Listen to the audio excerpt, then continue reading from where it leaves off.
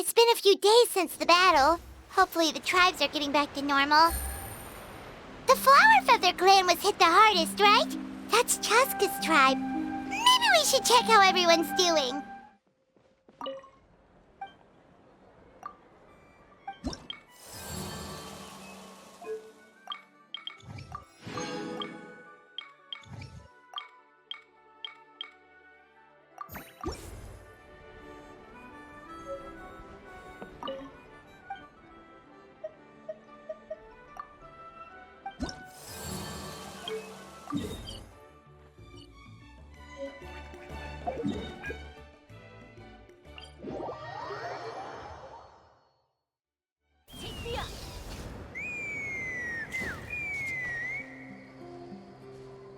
Huh?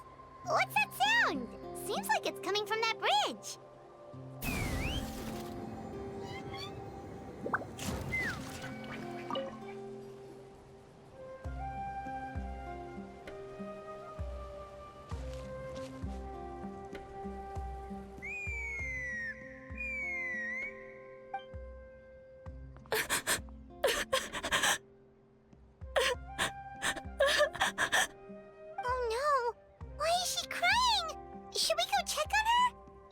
Just in case she's thinking of doing something stupid.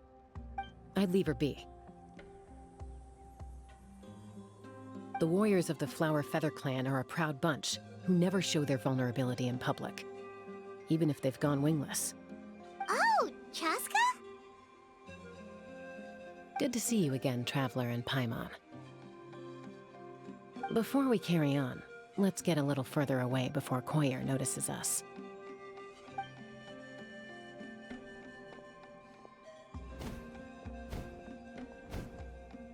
So, that girl on the bridge, Koyer, you said?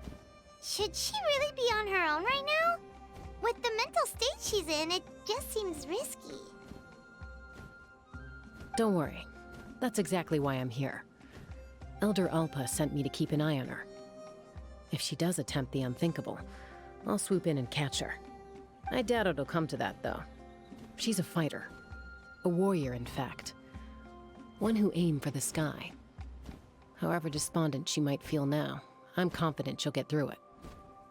Well, in the Flower Feather clan, there's an elite flying squad made up of Kukasaur riders. But it's an extremely selective squad.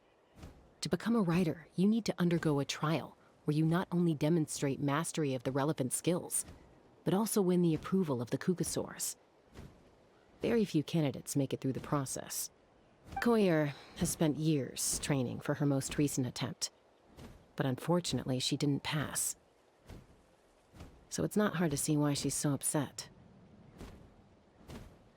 Sometimes, after multiple failed attempts to pass the flying tests and win the Kukasaur's approval, people get so disheartened that they give up on their dream to soar the skies. They resolve to quit trying for good. We call those people the wingless. Do they get expelled from the tribe? What? No, of course not. They're still prized warriors. We have a saying, just as the Kukasaur treasures every feather on its body, so the tribe treasures each one of its children. This hits even harder in the wake of the war. All of our young warriors carry the future of our tribe on their shoulders. Besides, every Kukasaur falls from its nest before it learns to fly. It's practically a rite of passage. Likewise for the wingless. We always hold out hope that one day, when they're ready, they'll rekindle their dreams and keep trying. Until then, all we can do is quietly watch over them from a distance. Just like I'm doing now. Ah, okay. Paimon hopes she'll get back on her feet soon. Well, from the sound of her whistling, her confidence has been seriously shaken. No Kukasaur is going to respond to a call that sounds like that. Yeah. People from my tribe call to their saurian companions by whistling or blowing a horn. So it sounds like Koyer was trying to summon a Kukasaur to practice her flying. But the Kukasaurs are an even prouder bunch than our warriors. They would never respond to a lackluster whistle like that. First she failed the trial, and now she's struggling to even summon a Kukasaur. That's only gonna hurt her confidence further. And getting trapped in that vicious circle is the kind of thing that'll make people go wingless. Surely there must be something we can do to help. That's very kind of you. Koyer's flying skills are up to par, but mentally she's stuck in a rut. If she wants to return to the sky, she has to overcome that for herself. I'm going to lay low nearby, just in case she takes a turn for the worse. Let me give you a tour around the tribe once this is all over.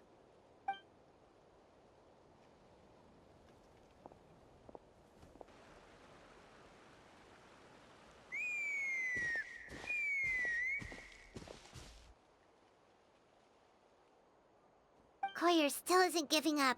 Even though Chasca said that she has to do this by herself, Paimon can't help feeling like maybe we can nudge her in the right direction. What if we could get a cuckoo to fly up to her? That might give her the confidence boost she needs.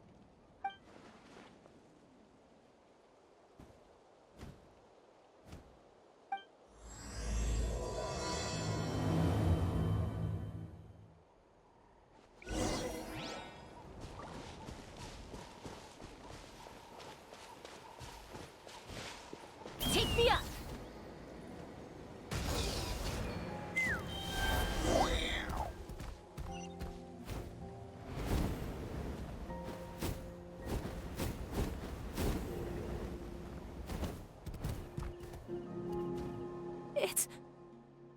It's a cuckoosaur!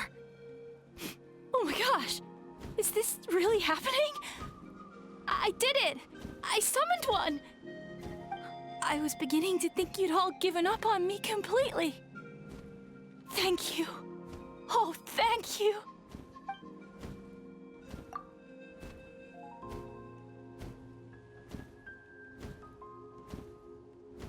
Excuse me? Would you mind if we did some flying practice together? Right now? I think I know where I went wrong in the test now. I need to maintain a higher speed on my turns. So, I just gotta practice my bell tail slides and split S maneuvers.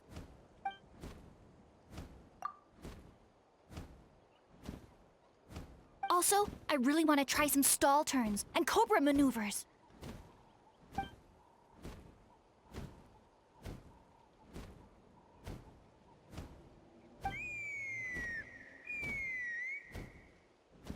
Huh? That sounded like a whistle. Is someone else trying to summon a cuckoosaur? Hey! Wait! Wait!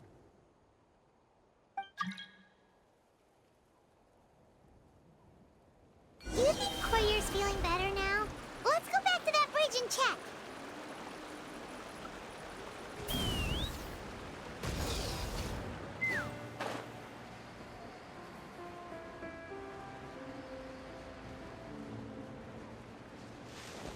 Let's fly!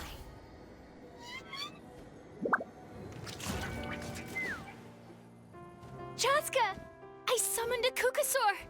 They do still respond to me after all! Although, unfortunately, someone else summoned it away again before I had a chance to go for a flight. Oh, really? That is unfortunate. But if you can do it once, you can do it again.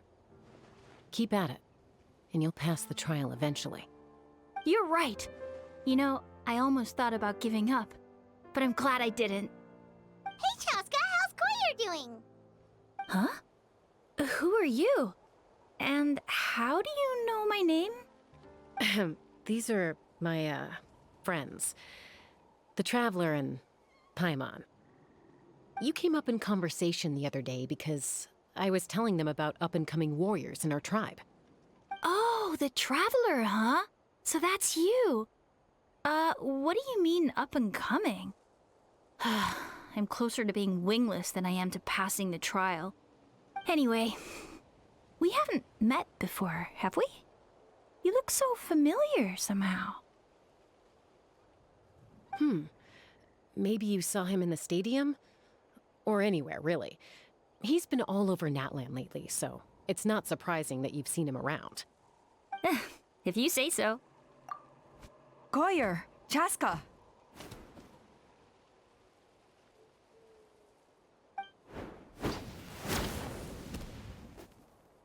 Here you are. I've been looking everywhere for you two. Oh, Elder Alpa! What's the matter? I thought I should tell you myself. We're going to redo the flying trials. Redo them? How come? This is so unexpected. And I can't believe you came out here just to tell us that in person. It's embarrassing to admit, but due to time constraints, we didn't do a proper inspection of the arena before the last round of trials began. Then we started to notice many candidates performing worse than expected. So we redid the inspection afterwards and found a number of issues which likely impacted candidate performance. This was entirely our mistake, and I apologize unreservedly. I know it doesn't make up for it, but I thought bringing you this message in person was the least I could do. Oh, okay. Chasca, these people you're with, are they the Traveler and Paimon? Huh? You've heard of us? I have indeed. Gathering intel is an essential part of being a warrior. Plus, you've already made quite a name for yourself in that land. Actually, I've been meaning to invite you to enjoy our tribe's hospitality for some time. Hospitality? Oh, that includes food, right? Of course it does. If you let us host you, you'll be treated quite lavishly. Mighty warriors are highly revered in our tribe. Besides, we still owe you for your help during the war. Without you, we would have suffered far worse at the hands of the Abyss. So I like the chance to show you our gratitude on behalf of the whole tribe. Mighty warriors, plural? So Paimon counts too? Paimon's starting to like you a lot. That should go without saying. Your flying skills are the envy of our tribe. The Flower Feather clan seems like a really nice bunch of people. We definitely need to take her up on this offer. Well, I'd love to stay, but I'm afraid I still have to inform the other candidates about the retrials. With our younger generation's future on the line, there's no time to lose. Wait, Elder Alpa! Let me help! The sooner everyone gets the news, the better! Very well. In that case, Chasca, could I leave you to entertain our guests? Sure thing. Okay. Let's meet by the Obsidian Totem Pole later. Koyer, let's get going. Okay.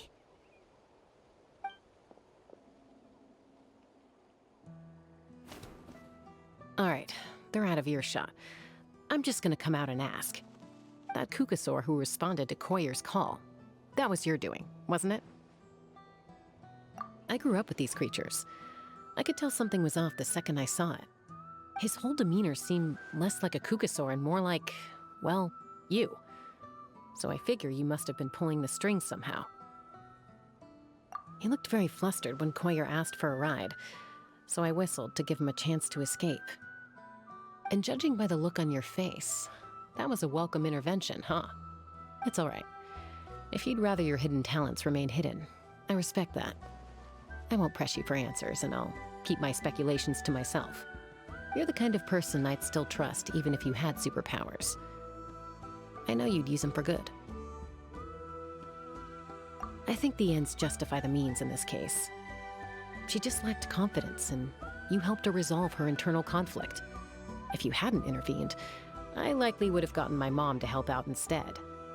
Although, having said that, there's a small chance she might have recognized her and seen through the whole thing. That would have done more harm than good. Yeah. Anyway, if you're free now, how about I give you that tour I promised?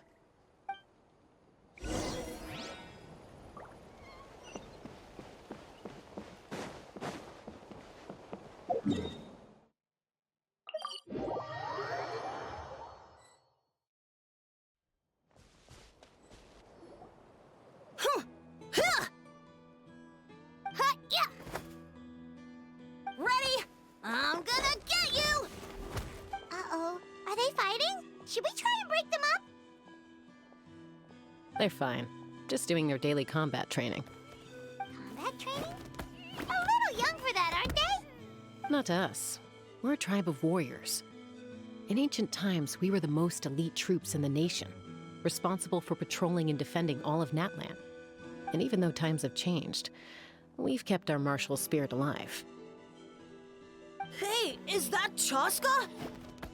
Chasca, you're back! Oh, can you come train with us? Now's not a good time, I'm afraid. I'm showing the Traveler and Paimon around. Maybe next time. The Traveler and Paimon? Wait, you mean that legendary warrior and legendary flying expert? Legendary? Yeah, that's us, all right. Awesome. It's so cool that you can fly without having to ride a cuckoosaur. Even Chasca could only do that for short distances. Mr. Traveler, can you teach me some cool sword tricks? Oh, Mr. Traveler! My family shop makes the best volcano cake! You gotta try it! Let's behave ourselves, everyone. These people are here as our guests. They're going to meet Elder Alpa in a few minutes anyway. Kotini, instead of being jealous of other people's talents, why not work on developing your own? Cuphack, there's no point in trying any cool sword tricks until you've mastered the basics. Have you done all your sword drills today? And Yatlan, easy does it, okay? Not every conversation has to turn into you plugging the family business. Okay.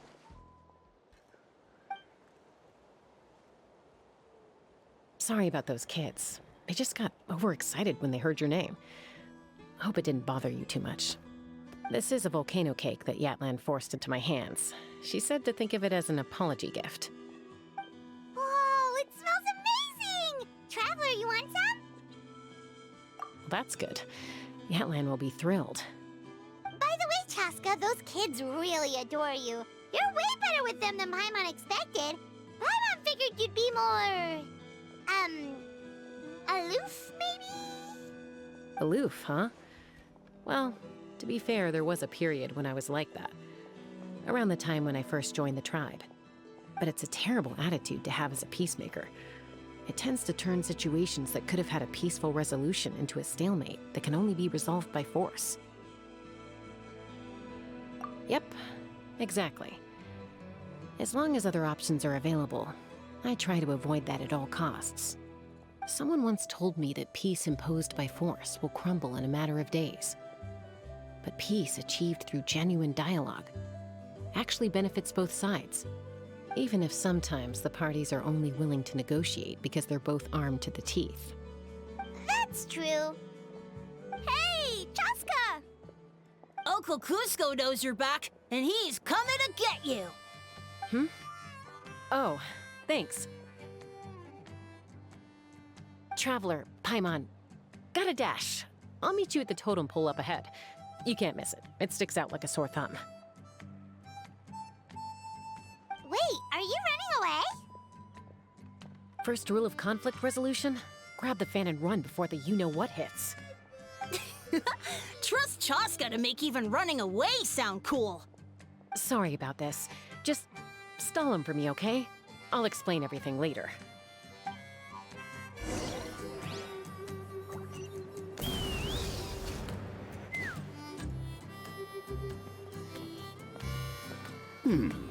A golden-haired outlander and a white flying object. You must be the Traveler and Paimon. I heard Chasca was with you, but I suppose she's run away again, has she? Sorry, who are you? Who am I? Only her father. She's supposed to go for a checkup every 3 months to see how her abyss condition is doing. We both agreed on it. But she's already missed 3 checkups this year. That's 3 out of 4. Yes, she got exposed to abyssal energy as a young child. Then her birth parents abandoned her. It's lucky those wild cuckoosaurs found her when they did, or she wouldn't have made it.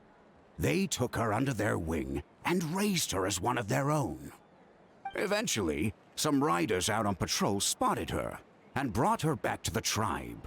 But she was practically feral at that point. The moment you took your eyes off her, she'd be getting herself into a fight, or she'd run away to be with the Saurians. She seemed to prefer them to her own kind. She might as well have been a Saurian in human form. That must be the aloof period she mentioned, right? We later discovered that her exposure to the Abyss had planted seeds of conflict in her heart. So, we started trying to bring it under control. But ultimately, she's the only one who can control it. Anyway, she's much more human these days. Yeah, don't worry about her. She seems pretty stable to Paimon. She's probably only avoiding the checkups because she thinks it'll stop you guys from worrying about her. Yes, I'm well aware of that. She knows she needs to be careful. If her condition ever took a turn for the worse, she wouldn't be brushing it aside like this. It's just, every checkup she's been to, they find new cuts and bruises. Nothing to do with the Abyss, of course. Oh no, that's all fine. The problem with her is, she's her own worst enemy. She's been living dangerously again, I'm sure of it. That's why she's avoiding the checkups. She wants to hide it from us. Yeah, Paimon can see her doing that. Oh. In the past, she always had Koichi to keep an eye on her. Now Koichi's gone, and I don't want to lose another daughter. Chasca's been increasingly reckless since Koichi passed. It's like she's trying to make up for it somehow. Next time you see her, please tell her to be careful for me. Even if she doesn't want to hear it. If she doesn't want to do these checkups anymore, that's fine. I just want her to stop putting herself in harm's way.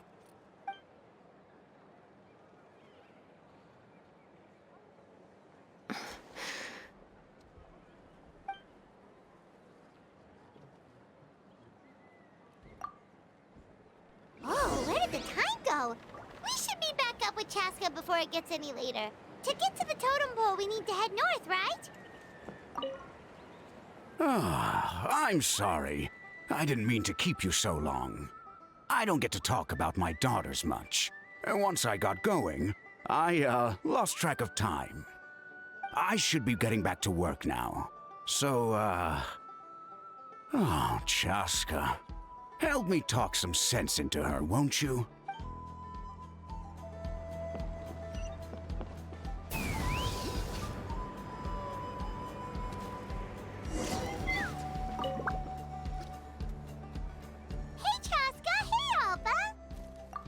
It's all right.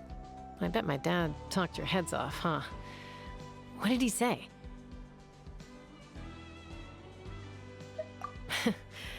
I was sometimes a little impulsive back then. That's putting it mildly. The memories. It feels like it was only yesterday when we brought you back and had Cusco and his family take you in. Back then, no one imagined this feral child would grow up to be the strongest warrior of the Flower Feather clan. Huh? You were the one that brought Chasca back to the tribe? That's right. Elder Alpa was already a veteran rider by then. She spotted me while patrolling from the skies and tracked down my Kukasaur mom. Mom agreed it was time I tried to re-enter human society. But I didn't know the first thing about being civilized. I clashed with everyone who had to deal with me. And look at you now, renowned throughout the land as a peacemaker. How time flies. When the day comes that I can't fly anymore, it will be up to you to look after our tribe and our flying squad. You know me, though. I'm not a natural commander. I'm better off as a lone wolf on the front line. So stick it out at least a few more years, okay? Give Koyer and the others time to come into their own. Oh, stop. Wait, so isn't the leader just the strongest warrior in the tribe? At least Paimon figured that's how your tribe would work. Strength is certainly a core tenet in the Flower Feather clan. But strength means far more than martial prowess alone. If it all came down to individual strength, I'd struggle to call myself a warrior, let alone a member of the flying squad. Any fighter in the tribe could take me down. Well, sorry to disappoint you. It was something I aspired to at one point. So much so that I went adventuring in the Cinder City, Ochkanatlan, to try and prove myself. But it was foolish of me. I wasn't ready. I came back empty-handed and seriously injured. The fact that I survived was something, I suppose. But after that, I never seriously considered myself a strong fighter. And yet, you still managed to become the leader of the flying squad, thanks to your experience and determination. All while battling those old injuries. Don't you think that's a display of strength in its own right? Let's shelve this discussion for now. Traveler, Paimon, there are some simple refreshments on the table. Please help yourselves. Yes! Paimon was waiting for that part! They were for the snack stomach. The refreshment stomach still has plenty of space.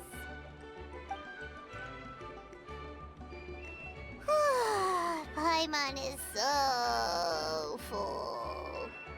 Well, if you're enjoying our hospitality, feel free to stay with us as long as you like. Elder Alpa? There's, something's come up.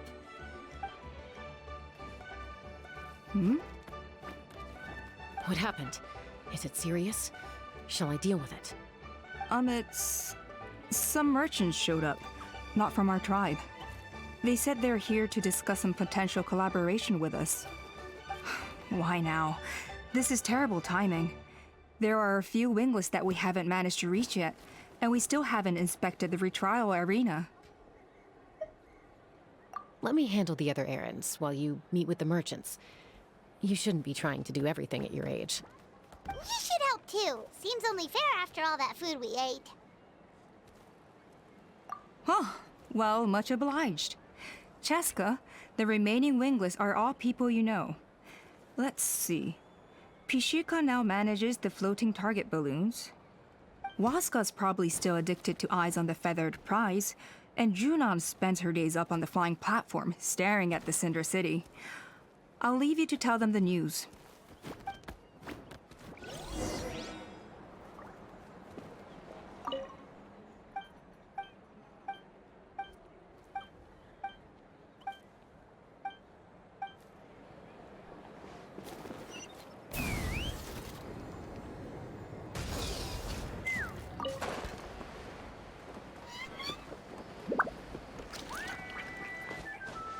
Take me up!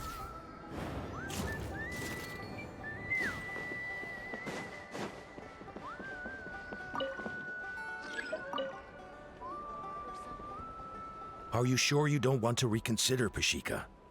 I appreciate it, boss. But honestly, I'm pretty happy with my life nowadays. Pashika, they're redoing the flying trials. Huh? Mutoda? Ah, did Alpa send you? I was just telling Pashika the news, actually. The way things are with the tribe these days? I mean, you don't need me to tell you. This here is no future for a seasoned warrior like you. Ah, come on, boss. Do you have any idea how long it's been? I've been wingless for years now. I'm not cut out for that anymore. Of course, I'll do my part if we ever need to defend the tribe. But there's really no point in me trying out for the flying squad now. I've already made my peace with it. Not everyone has what it takes to return to the sky after going wingless. Elder Alpa's perseverance is something else. And it's okay if I'm not destined for greatness. I might not have the Kukasaur's approval, but with my hot air balloons, I can still reach the skies. Handling these balloons every day, seeing how the customers react, the looks on their faces, that's enough for me. Finding something you love doing can be just as hard as passing the flying trial. It's worth holding on to. Fair enough. It's your choice. I won't force you. Oh, by the way, you should try taking a balloon ride if you've got the time.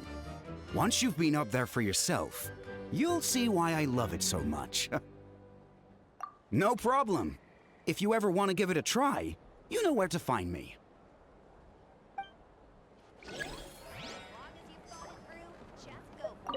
I didn't realize Chasca was out delivering the news. Looks like Alpa's finally learning how to delegate.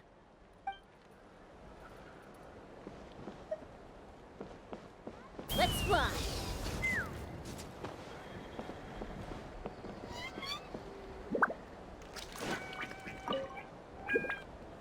A retrial? What's the point? I pretty much treat life like it's a game. No Kukasaur is ever going to approve of that, no matter how many times I try. Huascar, I can assure you, Kukasaurs wouldn't judge you for something like that. Well, they must be judging me for something. Maybe I lack fighting spirit, or just don't have the talent. Not everyone's a natural like you. Don't waste your time on me. You'll have better luck with the ones who still have their heads in the clouds. In the meantime, I think I'm gonna treat myself to a few more games of Eyes on the Feathered Prize. Yeesh, there's wingless, then there's being a total lost cause. You used to be a fierce warrior, actually. But fighting spirit alone won't win you the Kukasaur's approval. Are all Kukasaurs so strict? The ones in floating target balloons and Eyes on the Feathered Prize seem pretty chilled out. It's one thing to hang out and have fun, but quite another to take to the skies with a human life on your back. Giving a ride to someone who's unqualified endangers not only the rider, but also the Kukasaur themselves. If the rider makes a mistake, they both suffer the consequences. So we have a mutual understanding with the Kukasaurs. If someone isn't up to standard, we have to reject them.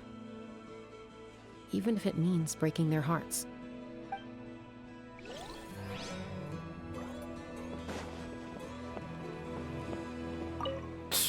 Next time. I'll definitely hit the jackpot next time.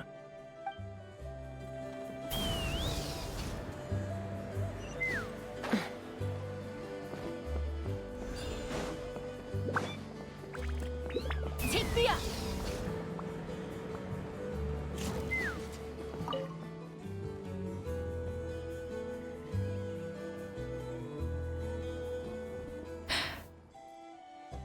Hey, Junan.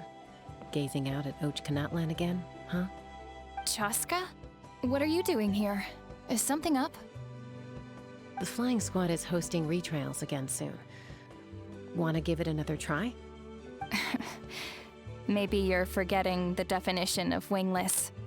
I've failed so many times already that I've decided to call it quits for good. I'm done. Elder Alpa always goes out of her way to come and tell me when a new trial is coming up, and it's nice of her to think of me. But nothing's gonna change. I'm not going to suddenly pass just because they're holding another trial. They're making some big changes to the arena this time, so the flying experience should be smoother than before. Koyer's gonna try again.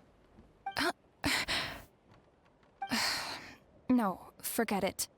If I was genuinely good enough to make the squad, the location shouldn't affect my chances. A true rider can fly confidently whatever the conditions, like you and Elder Alpa. Junan! They're redoing the... Huh? Chasca and the Traveler. You're already here. I guess they told you already then. Come on, let's go train together. I'm gonna sit this one out. What? Why? But you've always looked up to Elder Alpa. She went wingless after her injury and spent years drifting, but even she came back and made it in the end. If she can do it, why can't you? I mean, I don't have that kind of perseverance. And besides, the last thing I want to do is fail in front of her yet again. Oh, come on. You know you don't need to worry about that. All right, well, how about we just treat this as you being my mentor? Then will you train with me? I mean... Enough umming and ahhing. Let's just get up in the air and figure it out as we go. Wait! Hold on, slow down! I can't keep up! Well, that's one way to do it. They've been best friends since they were kids. If anyone knows how to get Junan out of a rut, it's Koyer. You helped Koyer deal with her internal conflict, and now she's done the same for someone else. You know, people often talk about how one conflict leads to another and so on. But sometimes in life, things spiral in a good direction instead.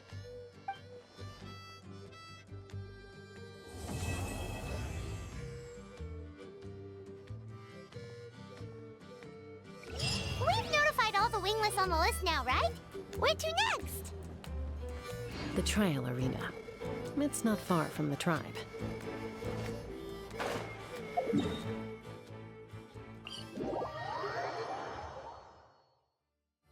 Let's fly.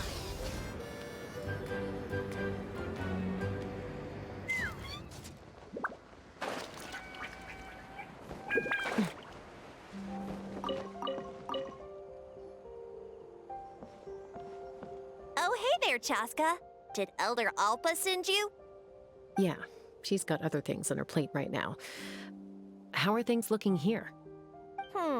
Well, the inspection revealed numerous blockages all over the trial arena. It looks like they're the result of ley line disorders caused by repeat abyss invasions. Theoretically, we just need to clear those obstacles, and the arena will fill up with gaseous phlogiston again. But that's proving difficult to achieve in practice, for all sorts of reasons. Why don't you head on down and check things out for yourself? Feel free to ask the staff for more details.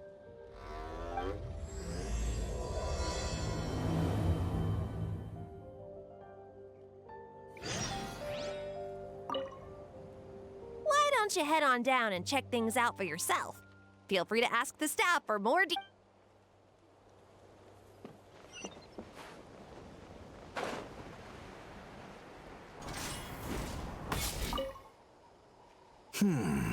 I think it should be possible to clear this spout with just a few hard hits, but there are signs of strange life in here. Meddling with it might be dangerous.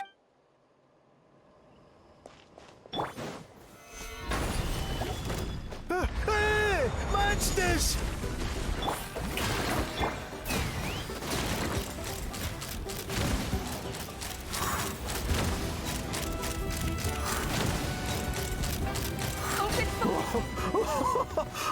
I thought I was done for.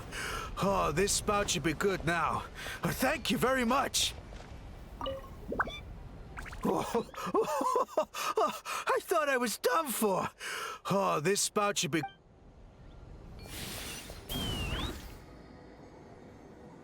Giddy up!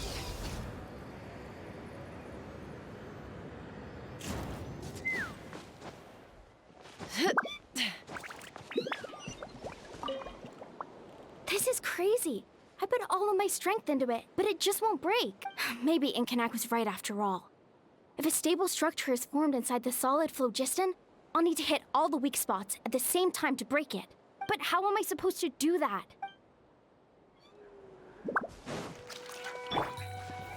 Solidified!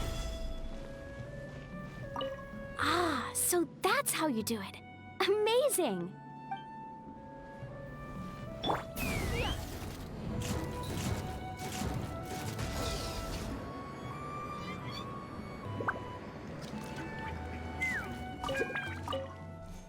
How strange.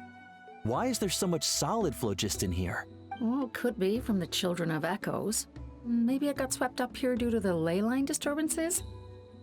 And I did see those strange markings on the cliff. I can't think of a way to resolve this. Short of going all the way to the Children of Echoes to borrow a Tapetli sword.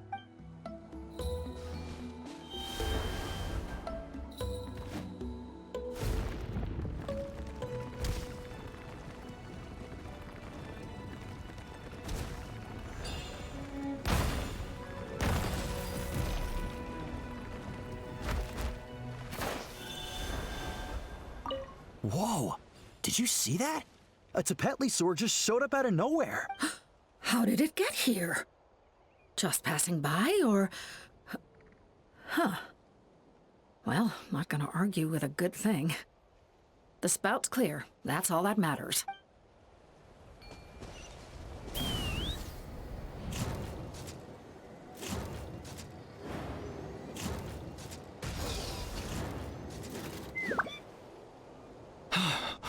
Oh, are you here to help? Thank goodness. There's no way I could do all this by myself. So the blockage here has to be cleared using a special bomb, but carrying explosives up that steep slope would be a recipe for disaster. If I dropped it or slipped and fell, I'd be blown to bits in an instant. So, my plan was to transport the bomb to the other side, then send it over in a hot air balloon. All I need now is for someone else to strike the balloon at the right moment, dropping the payload right on top of the spout, and problem solved. What do you think? Simple enough, right? Huh? Oh, that one. No, I've got no idea who that belongs to. Or how they got it up so high. I just wish I could fly up there and check out what kind of tech they're using. Ah, well. Getting the trial arena back in order is more important. I'll head over and set up now. Let me know when you're ready.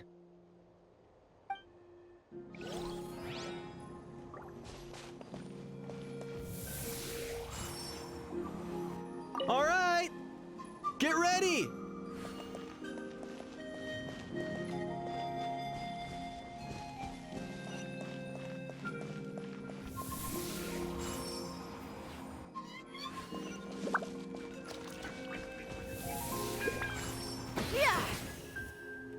The gaseous phlogiston is being replenished.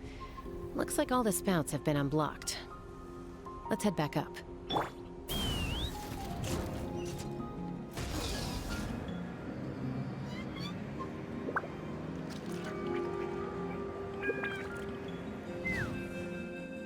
Wow, you took care of everything in no time at all.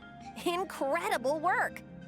Now we just have to wait until the gaseous phlogiston is fully replenished. Then we can kick off the retrials. Actually, Inkanak, I'd like to do a test flight first, just to make sure we're not missing anything. Could you arrange that for me? Huh? But you only just finished getting the arena ready. There could still be other hazards we're unaware of. All the more reason to have me test it out. Think of it as another inspection. I guess you're right. With your flying skills, you won't be in any serious danger, even if there are hazards we overlooked. The conditions in this area seem a little unstable, but a test flight is the only way to catch any lingering issues. All right, I'll get things set up for you. Just let me know when you're ready.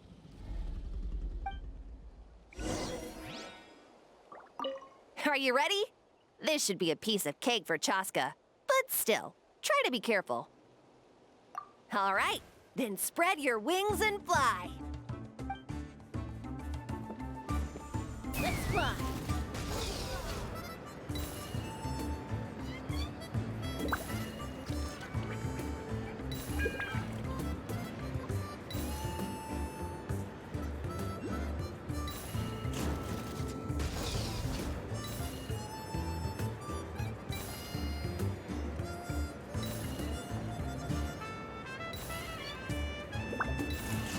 Giddy up!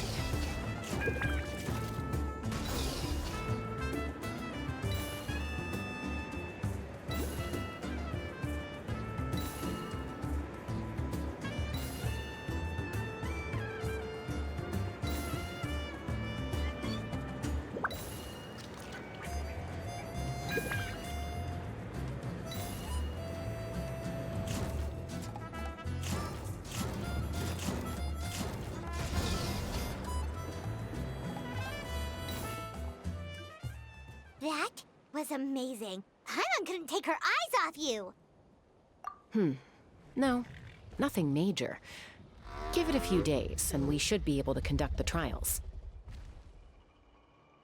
Help! Help me! You're from the Flower Feather clan, right? Please, come quick, you've got to help us! Catch your breath first. What's the situation? We got attacked by a Kukusaur. My friends are still stranded in the middle of the road with the goods we were transporting. Please, I'm begging you, save them! Huh? Are Kukusaurs really that aggressive? Do they usually attack groups of people unprovoked? Not in my experience, but there are exceptions to every rule. Let's go check it out.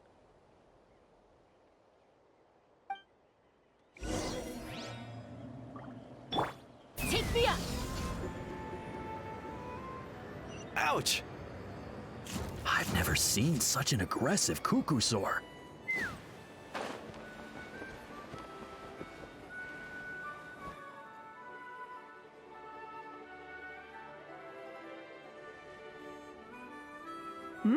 Chasca? Traveler? This is a surprise. Elder Alpa? Huh. So, where's this aggressive we've heard about. Already flew away. Looks like it backed off once it realized that reinforcements were coming. So why do you think it attacked these people in the first place? Was it after the food? No. These merchants are even transporting food. Ah! Thank goodness! The phlogiston wings are intact! Phlogiston wings. Thank you so much for coming to our rescue. These phlogiston wings are our most prized goods. If anything happened to them, it would ruin us. Wait a minute. Are you the merchants that were looking to collaborate with us? Wormy told me about you. Yeah, that's us. So I take it you're Elder Ulpa? I am. You must be exhausted from your journey, not to mention shaking up from the attack. Let me bring you back to our tribe to rest. We can talk business after you've recovered. But Elder Ulpa, what about the Kukasaur attack? Well, our guests here weren't seriously injured, and their goods are intact. Perhaps that Kukasaur was just having a bad day. There are so many of them around here. You'd expect something like this every once in a while. I don't think we need to pursue it any further. More importantly, how are the preparations for the flying trials going? Is everything in order over at the arena? Huh? Did you say flying trials? What a coincidence! Sounds like a perfect use case for our phlogiston wings. You'll be pleasantly surprised by what they can do. Oh, really? Now I'm intrigued. Well then, let's forget all about this Kukasaur attack for now. We have some serious business to discuss.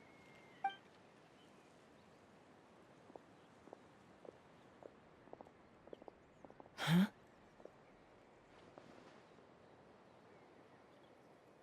So that's it? That all went smoother than expected. Well, guess we'd better get going. Huh? Chasca?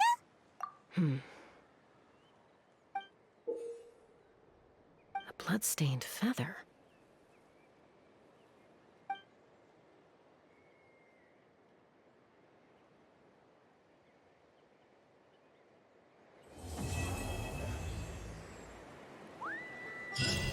The Flower Feather Clan should be about ready to hold the new flying trials by now. Let's go check it out!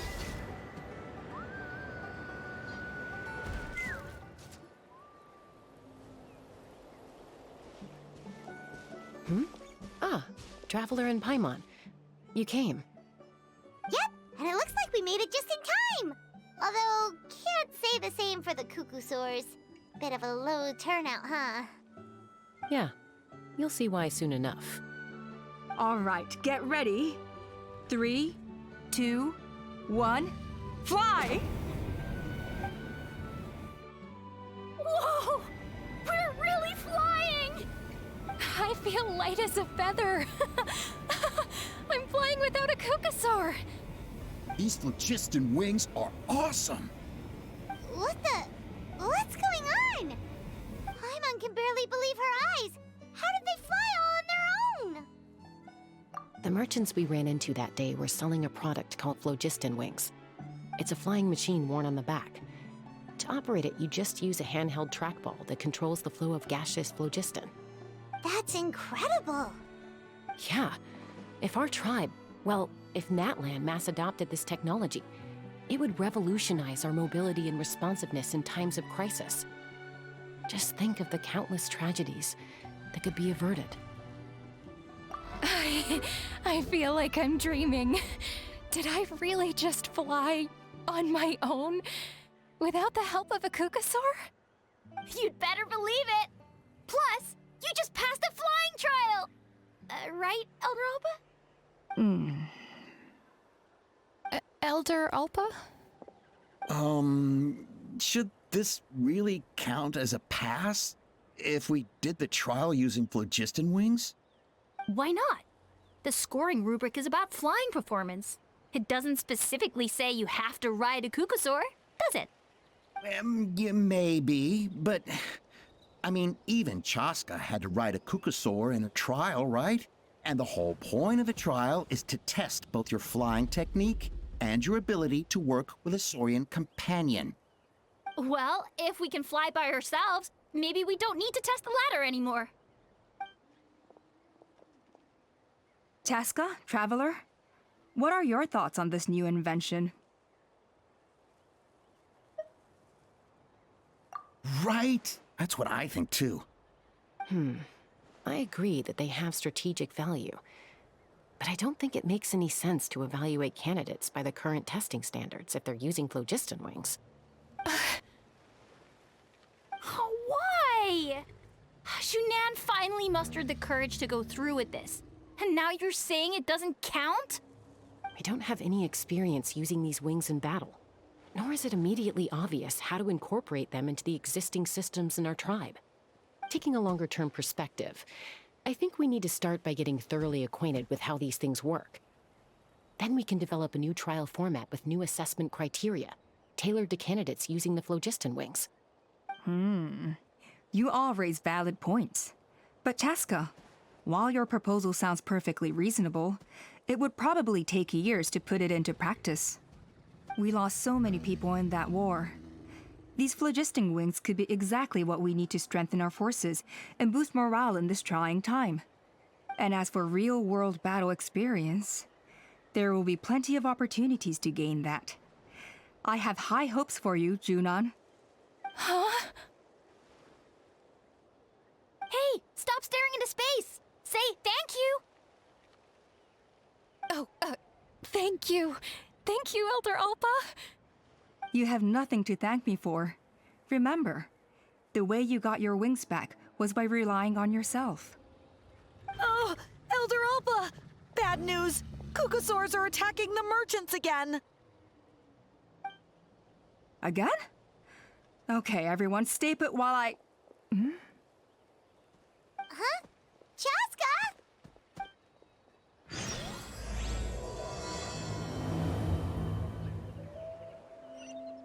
Why did Chasca rush off like that? And then Elder Alpa and the others too? Anyway, let's go see what this is all about.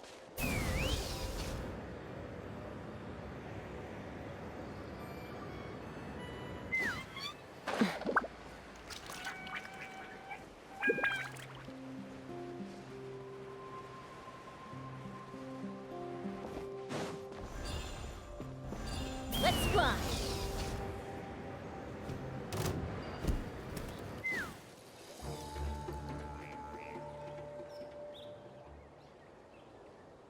Oh, it's back! It found us again! Run! Get out of here!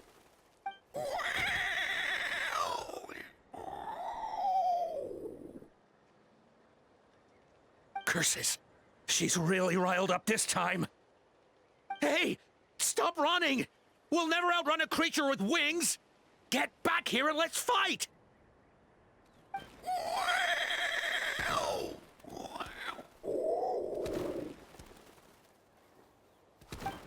Stop! All of you! Chasca! Oh, wonderful! Quick, get rid of that thing!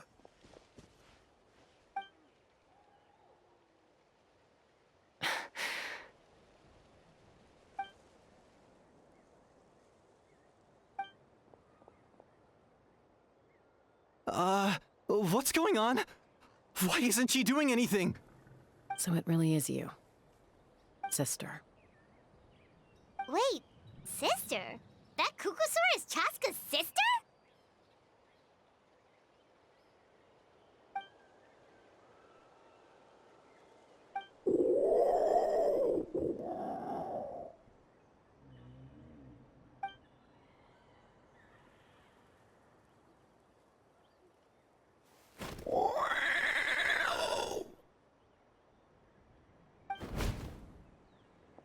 Koya, wait!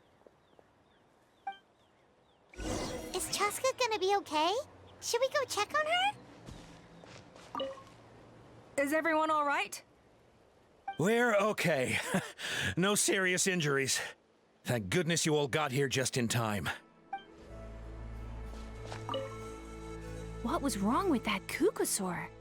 Why was it so aggressive? If we just let it escape back into the wild, Who's to say it won't attack again? Take me up! Yeah!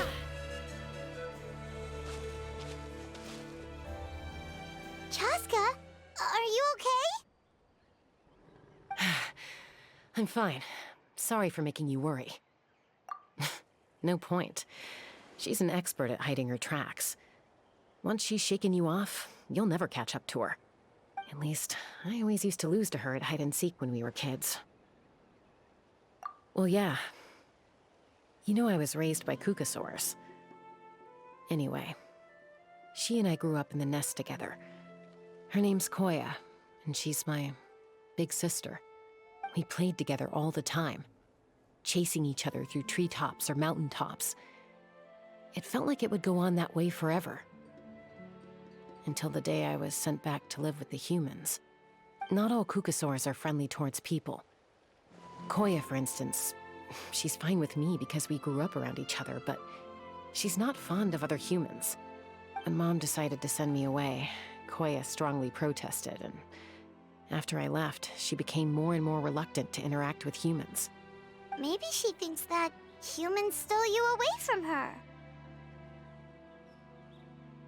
It's a possibility, but in any case, we still stayed best friends at first. I had a hard time adjusting to life in the tribe. So whenever something went wrong, I'd run off into the wild and vent to Koya.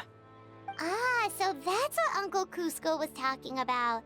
He said you seemed to prefer hanging out with Saurians to your own kind back then. Yeah, I did. But then, gradually, everything changed. With a new mom and dad, a new tribe, and Koichi, I started getting curious about these humans and made an effort to understand their behavior. The more time I spent with them, the less I spent with Koya. And then, one day, it was Koya's turn to leave the nest. She sought me out and asked if I was willing to leave the tribe and go live in the wilderness with her. As far as I can remember, that was the first time she ever approached a human settlement on purpose. So, how did you answer her? Well, I wouldn't be standing here talking to you if I'd said yes. No, I was torn. On the one hand, I'd already made up my mind to embrace my new family and accept my human identity. But I also knew that Koya wasn't a fan of humans, and I didn't want to disappoint her. She took my hesitation as an answer. She saw it as a personal betrayal, threw a huge fit, and then flew off. We hadn't seen each other since, well, until today. Not for a lack of trying, though. I tried asking Mom where Koya's new nest was so I could talk things out with her. But Koya had already asked Mom not to tell me where she'd moved to. It must be hard for Mom, being stuck between her two daughters. So I didn't press the issue. And I didn't go looking for her. If things carry on like this, I need to make sure I find her before anyone else, even if she doesn't want to see me.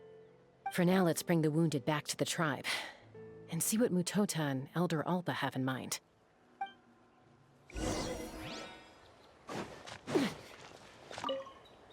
What was wrong with that? If we just let it...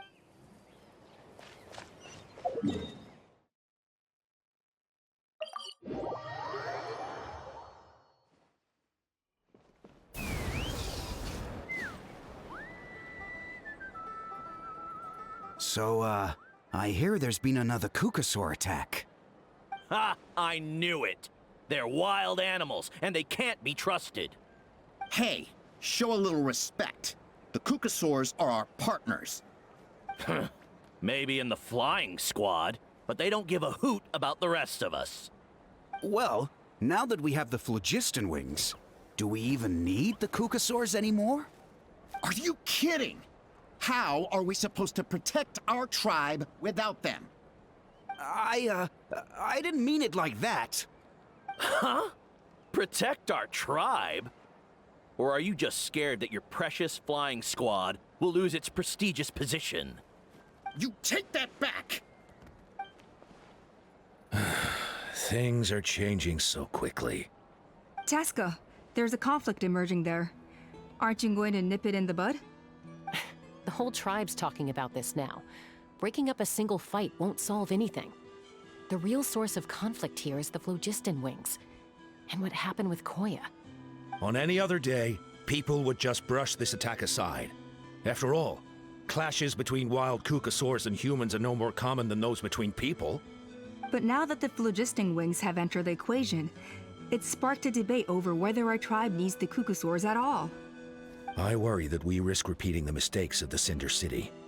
Back then, Lord Ochkon's hatred of the Saurians nearly destroyed the peace forged by the Pyro Archon.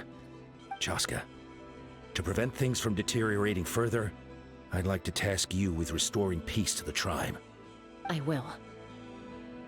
Traveler, you've already done so much for Natlan, and the Flower Feather clan has no right to ask more of you. But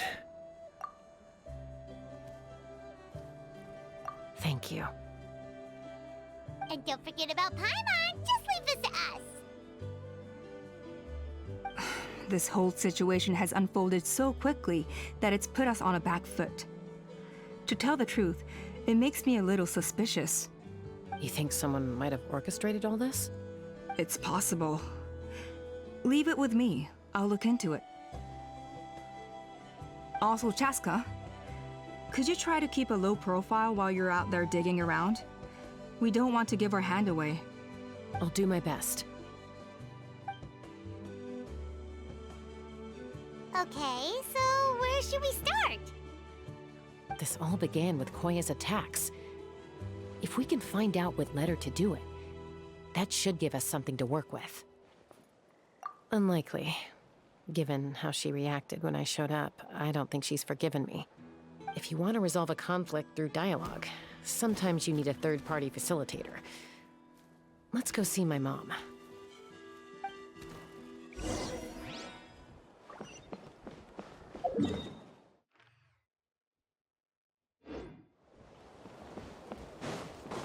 Let's fly.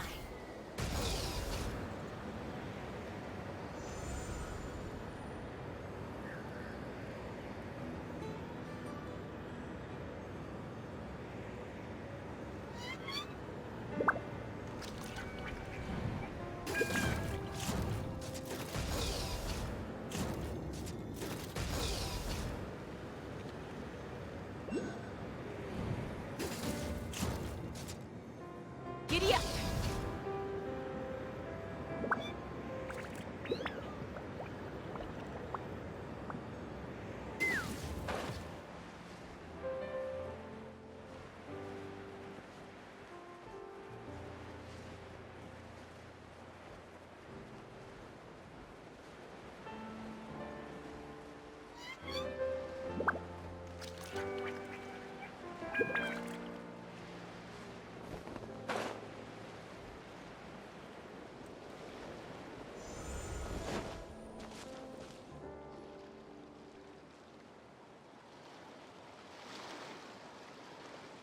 Wow, so this is where you used to live as a child?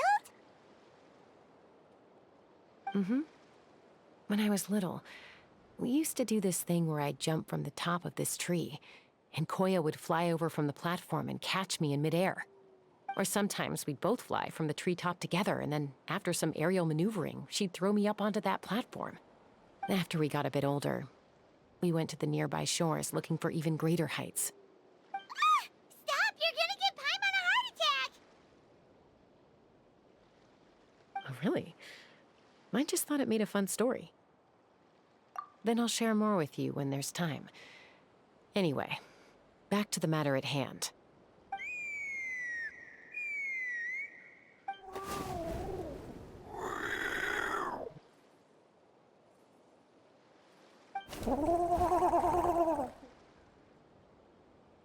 Hey, Mama Bird. I'm back.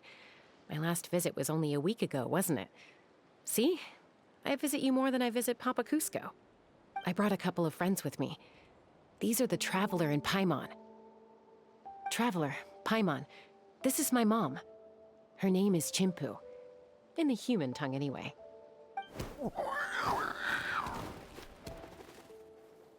Hi. No, not really. I don't speak it as such, but I can sort of get the gist.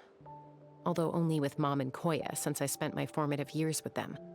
Even then, it's basically a best guess based on their sounds, body language, and expressions. Seems to work about 9 times out of 10, anyway. As for whether Mom understands me, I can't always tell. But somehow we still manage to communicate. Call it the family bond, I guess.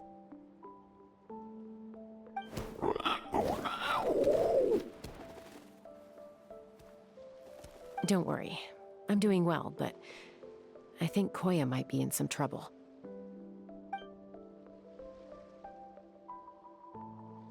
I know she's never been a fan of humans, but she's never deliberately attacked them before either. What's behind this sudden change? Does, Auntie Chimpu know anything? Doesn't look like it. Koya hasn't visited her in a long time. Then, could you please tell me where she's living nowadays? I really need to talk to her. If this animosity between her and the tribe continues, then the next time there's an incident, I don't know if I'll make it there in time.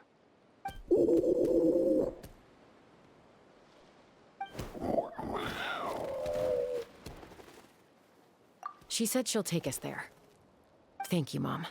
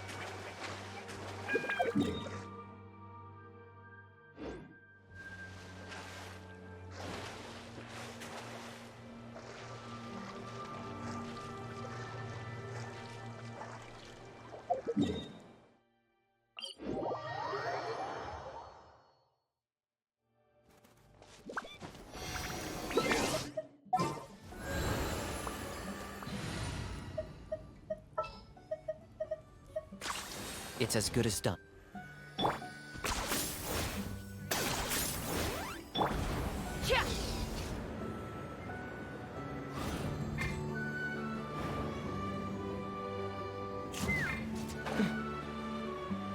Let's fly.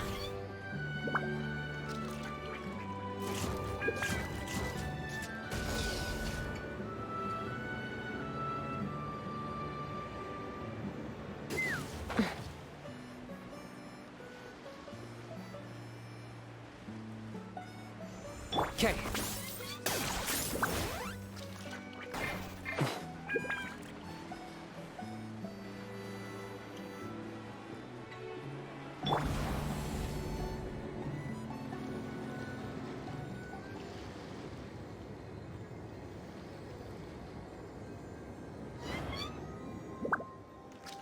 Okay. Is this really necessary?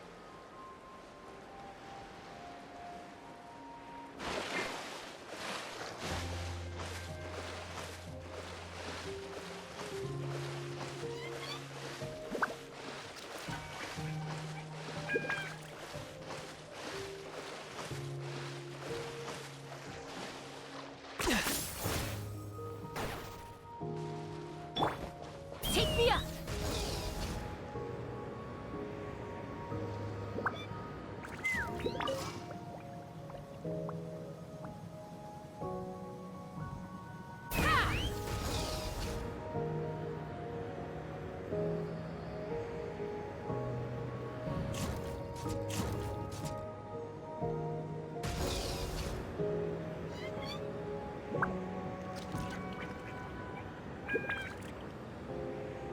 Okay.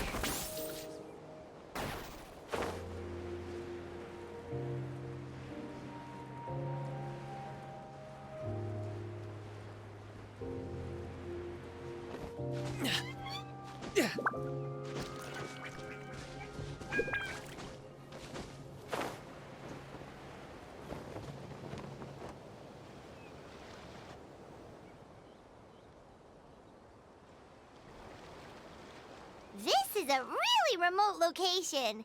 Guess she was trying to get as far away from humans as possible. We stay here? Okay. Got it. Traveler, Paimon. Mom says we should stay out of sight for now. She'll talk to Koya first. Koya is very hostile toward humans right now. So if we show up unannounced, it might just make things worse.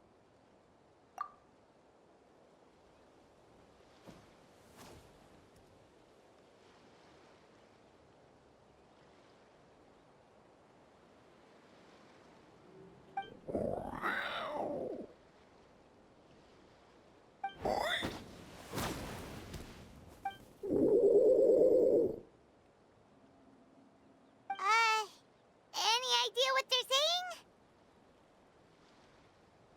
saying? Sounds like things are more complicated than I imagined. There's evidence in this area suggesting that Koya might have been the victim of a human attack.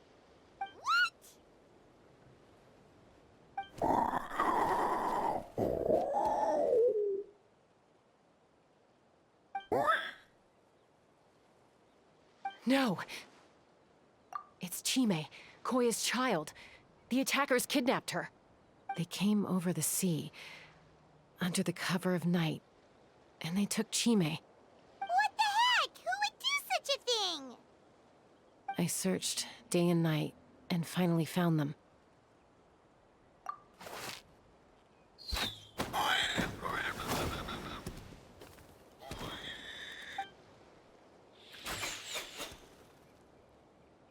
Oh, yeah! T'Pol's contraption is working like a charm! Got her in one!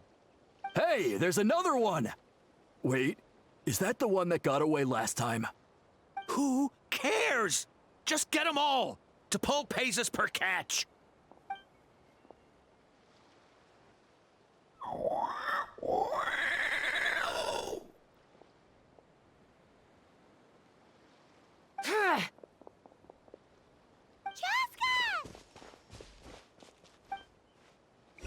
Chasca?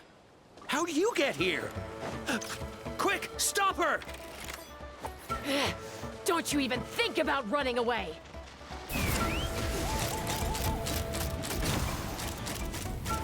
Locked on! Locked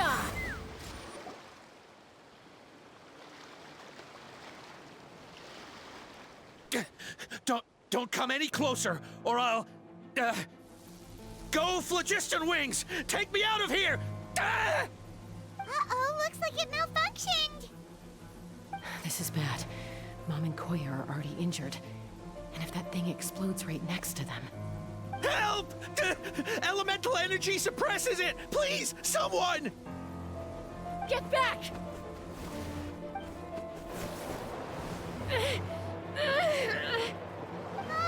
It's still going, and it's getting worse. Guess we need a more permanent solution. All right then.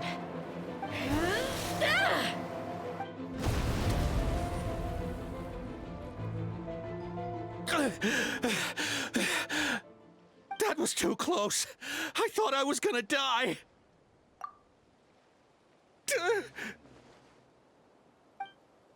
Answer us honestly. Were you the ones who attacked Koya before?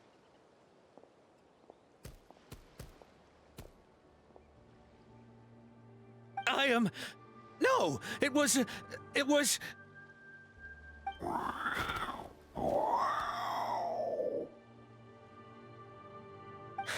Well, she says it was you.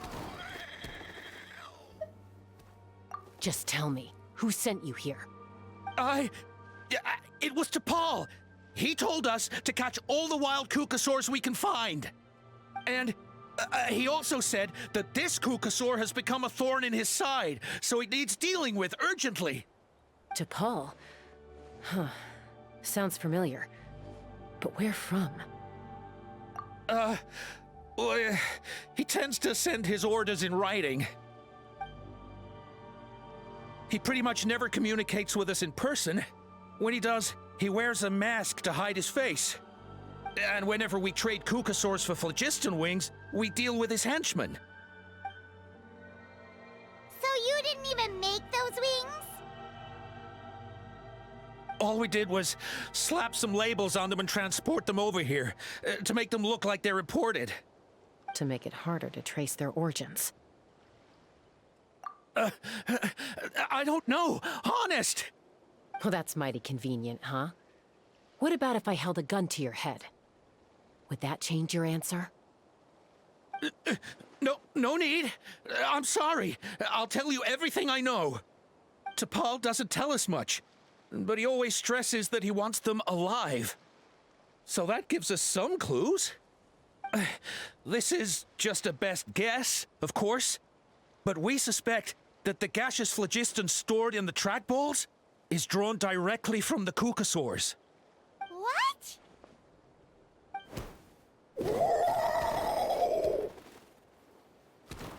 Easy now. You're still injured. Hey, keep talking. Yes, ma'am. So, the gaseous phlogiston has to be highly refined in order to power the phlogiston wings. The slightest imperfection can have disastrous consequences, as you just witnessed. But the Kukasaurs have a natural ability to process gaseous phlogiston. So, if you use them as an intermediary, then...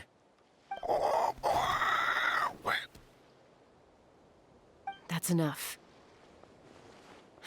So the Kukasaurs you took, where are they now?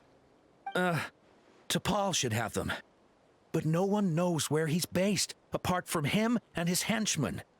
We've tried looking for it ourselves, even followed them a few times. But we always end up losing track of them.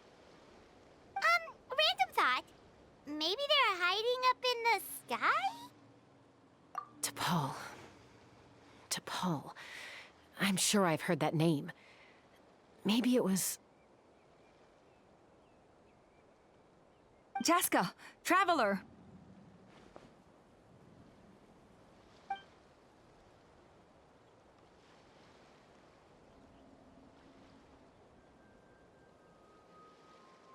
That voice! It's Alpa!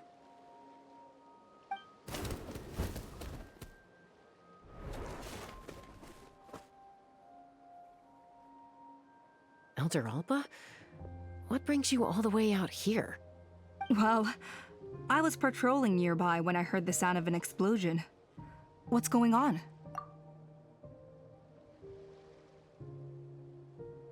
I don't believe it.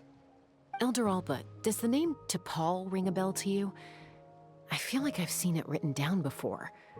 Maybe in a list of candidates for the flying trials? Huh? So he's a member of your tribe then? No. If he was a member of the Flower Feather clan, I definitely know him.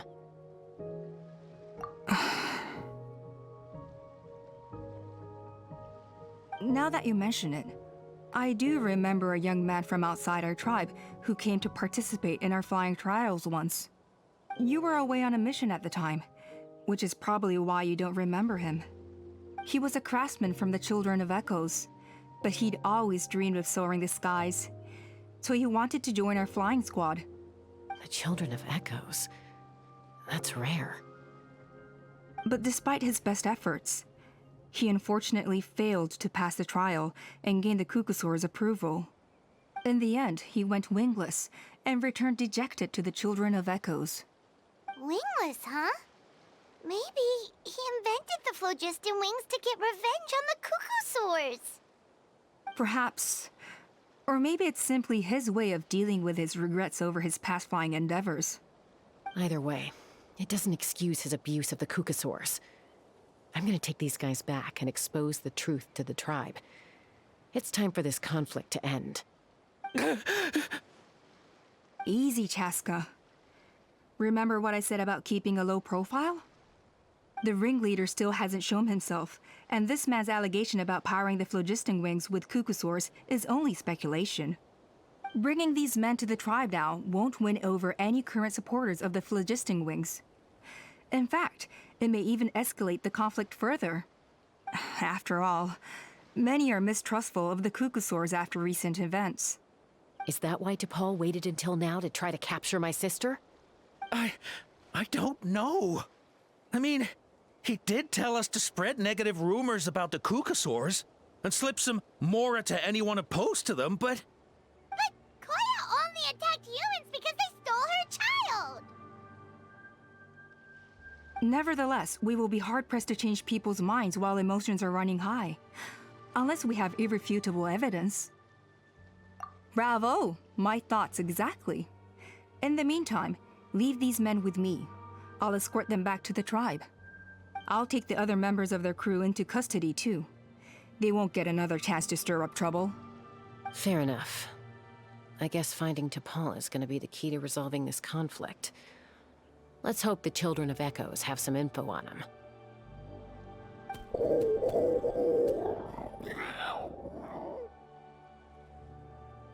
Sorry, whatever it is, it'll have to wait till this is all blown over.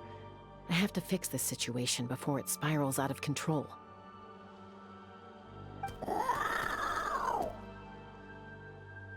Mom, Sis, rest up and get well soon. I gotta fly.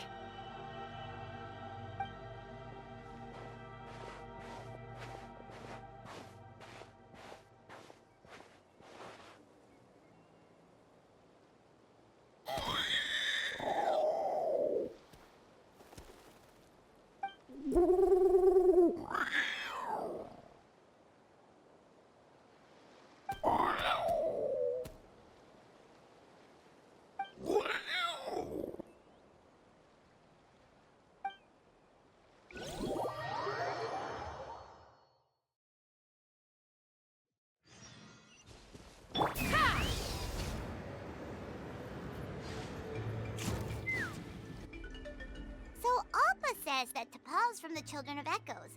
But how do we track him down? Just ask around until we find him? Let's start by talking to someone we know. It'll be faster that way. At this time and place, I'll bet the easiest person to find is... Wakey, wakey, Shilonen! Oh, it's you. Okay, give me a second. I'll come down.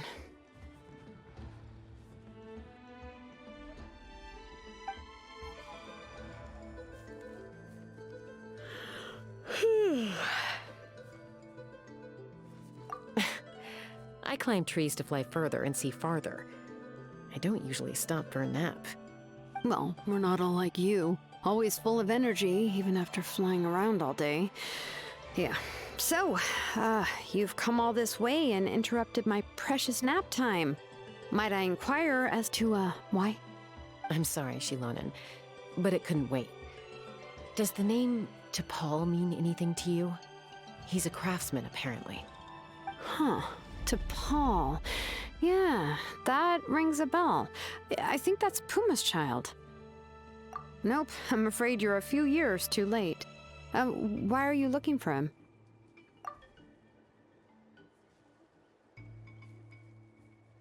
Huh, phlogiston wings.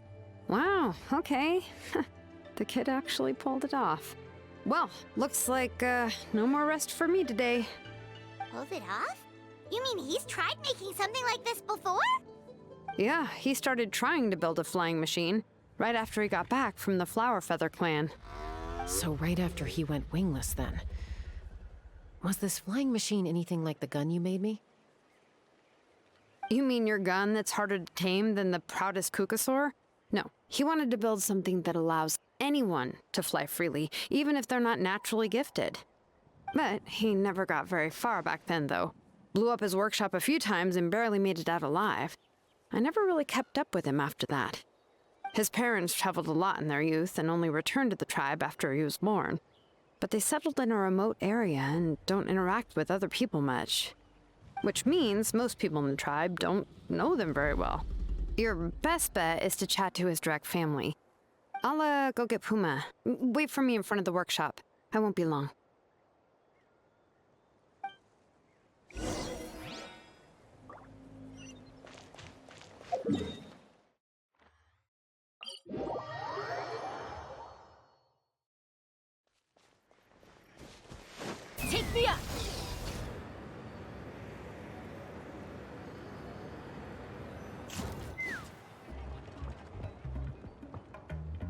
I'm back. Allow me to introduce T'Pol's mother, Puma. Hello, Oh, save the pleasantries. I don't want to spend any longer talking about that boy than I have to. huh? I disowned him long ago. He is no child of mine. All he cared about was his pipe dream of reaching the sky. Oh, we tried to talk sense into him, but he was obsessed. And then when he left us, he spouted some nonsense about building a workshop in the sky to avoid the constant criticism of us ground dwellers. He left his notebook behind. Whatever questions you have, you can look for them in there. I am done talking about him. He's no son of mine. He never called me Mom anyhow.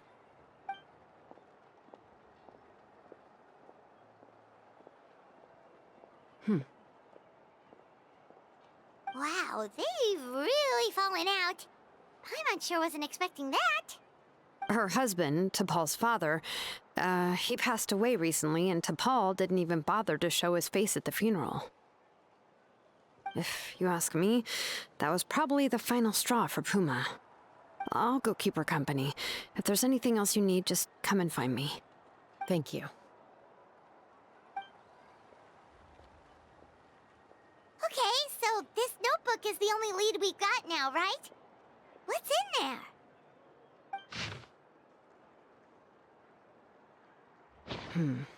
Some early designs for the phlogiston wings, and some theorizing about an airborne workshop. Ochkanatlan, the Cinder City. Looks like that's where he got his technological inspiration from. So, was he serious about the workshop in the sky? But that's such a big project for one person. Do we think he actually pulled it off? Oh, yes. The one from the trial arena that was super high up! That balloon has been there for a while, and everyone's been wondering how it got up there, but what if that's the wrong question? What if it started off even higher up, above the clouds and out of view, and it only descended to its current height due to some kind of malfunction? Part of T'Pol's workshop? Seems likely. If T'Pol's base had been hiding above the clouds this whole time, that would definitely explain why Isidore couldn't find it. Paimon totally called it! But how do we get up there? Chasca, can you even fly that high? By myself? Possibly. But with a passenger, no chance. I doubt even phlogiston wings could take you up that high. At least, not without that relic T'Pol mentioned in his notebook. Yeah, and he's probably holding on to it. We'll have to find another way. Nope. That's way beyond Paimon's altitude. Also, would you really expect Paimon to go up there and take on T'Pol all by herself? Let's not worry. Just because we can't think of a solution doesn't mean no one else can. I'm not the only flying expert in my tribe, you know. Oh, good point. We should go ask Elder Alpa. And Mutoda. He was quite the flying ace back in the day, too. Let's head back and see what they suggest.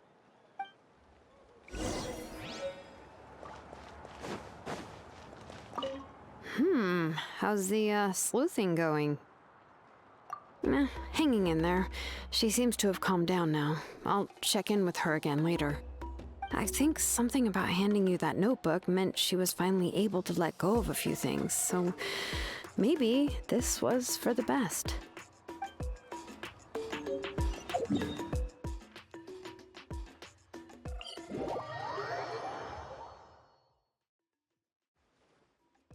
Let's fly. Chasca, you're finally back.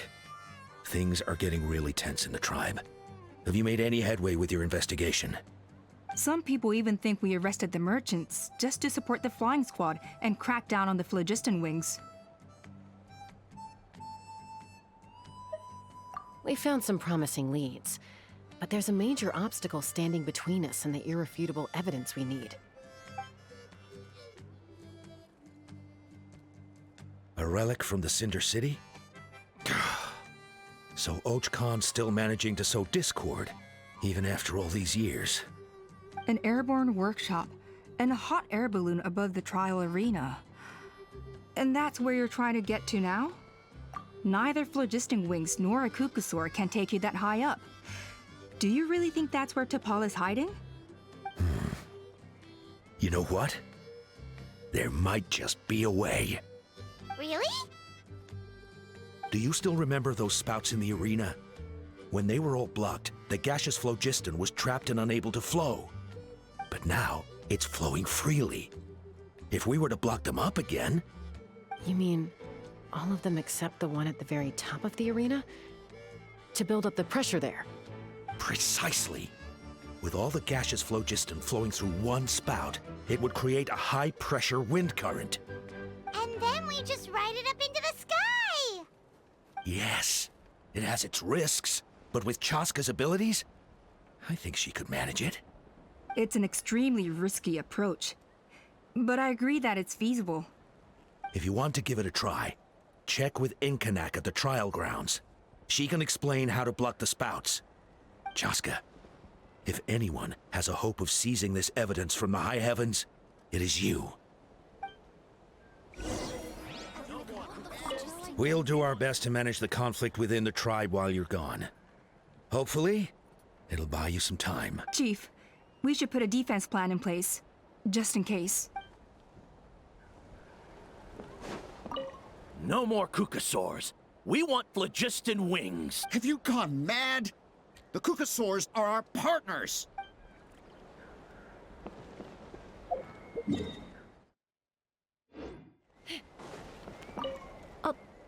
Although I get where they're coming from, isn't bad-mouthing the Kukusaurs going a step too far?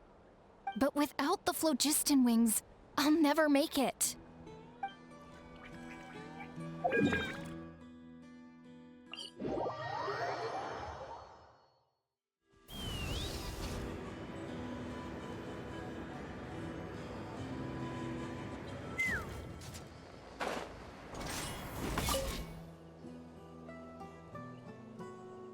Goodness me, that is a very bold idea.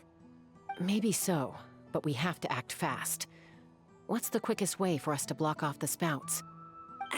From a technical perspective, I'd have to advise taking some measurements and carefully planning this out first. But I'm guessing that's not what you want to hear. Then we'll have to take the rough and ready approach. See the solid phlogiston over there? Our prior inspections revealed that some kind of stable structure has formed inside, making it highly damage resistant. It's not without its weak points, but unless they're all struck at the same time, the structural integrity won't be threatened. So, what happens if we do strike them all at once? It'll collapse. Okay, I see where you're going with this. Yeah, you got it. As long as you hit all the weak spots at once from the right angle, the solid phlogiston will fall right on top of the spout and block it up. You're right about rough and ready. Sounds like my kind of plan.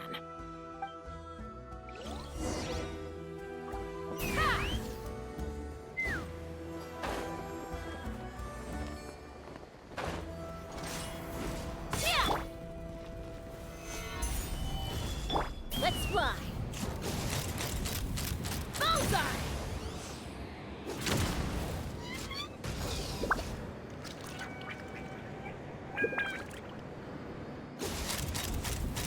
Open fire! Bullseye! Look! There's a chunk of solid phlogiston right over that spout!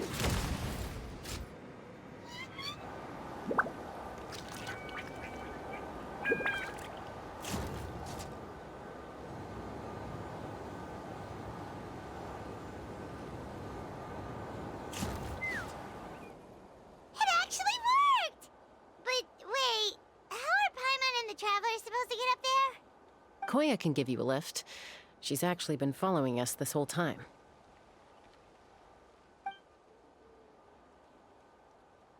Wow, Paimon didn't notice at all.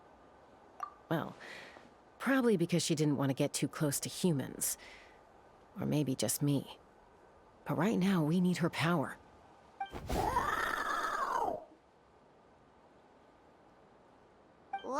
you didn't even have to summon her.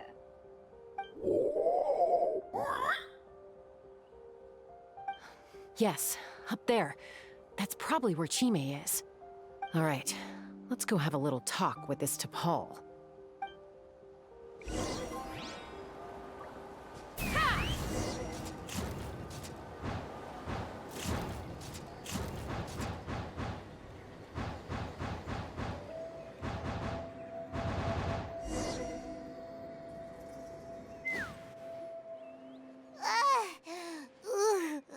Haven't ever flown that fast before.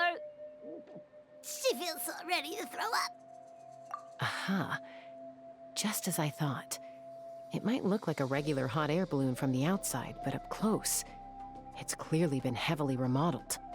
And sure enough, it only descended below the cloud line because the custom-built machinery malfunctioned. I should be able to figure it out with T'Pol's notebook. Thankfully, I know a little DIY from fixing up my guns when they're having issues. That should just about do it. Now all it needs is a nice hard kick. Maybe that works on your guns, but, huh? We're really moving!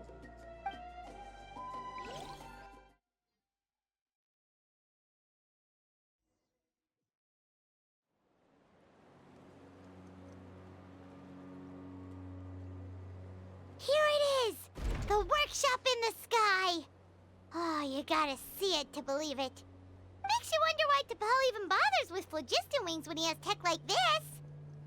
Well, according to the notebook, the platform beneath us runs on components from the Cinder City. Those can't be mass-produced.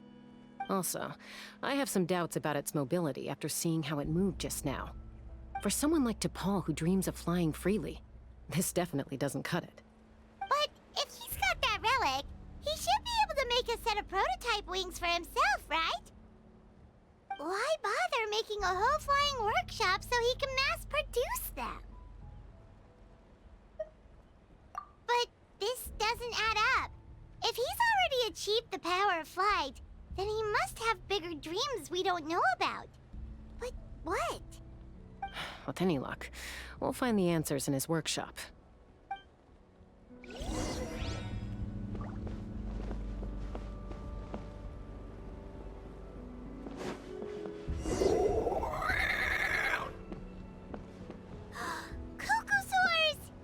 Like the merchants were right. T'Pol's using them for his own ends. I'll bet that mechanism on top of the cage opens the door. Let me give it a try.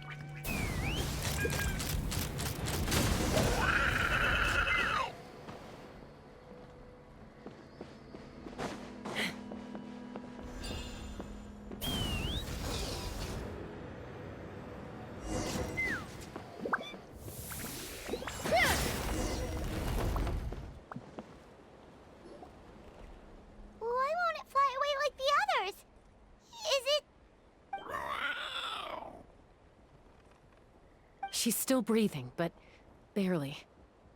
By the looks of it, T'Pol was using these cages to extract phlogiston from the Kukasaurs. Once a Kukasaur is drained of phlogiston, it becomes too weak to move. We'll have to come back for these ones after dealing with T'Pol.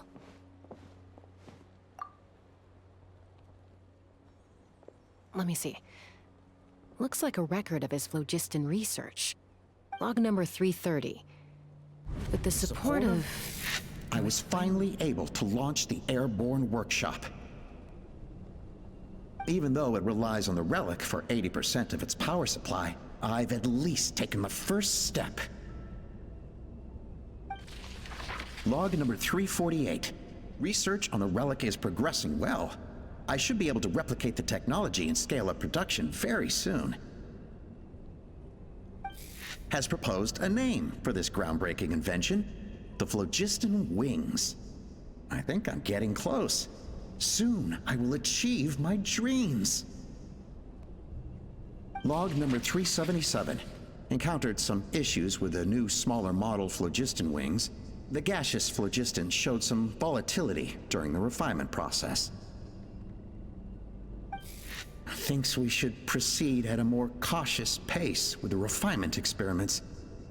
But after so many past failures, I have to prove that I will succeed this time. Log number 114 ran an experiment using cucosaurs to refine gaseous phlogiston. It was a success. Log number 117.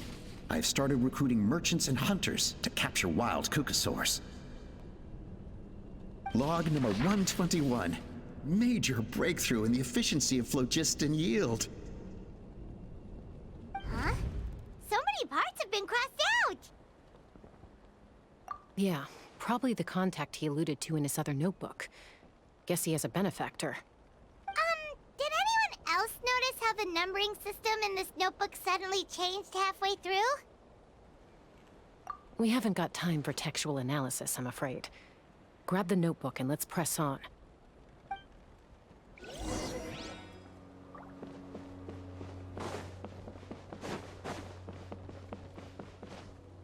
Take me up! Huh. Never seen one of these before. Looks like this was built with the Cinder City components, too.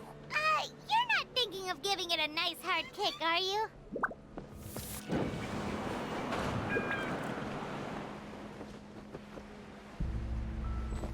Let's fly! Whoa! What's that mechanism doing? It's asking for a nice hard kick where it hurts. Aim for the weak spot. Take me up!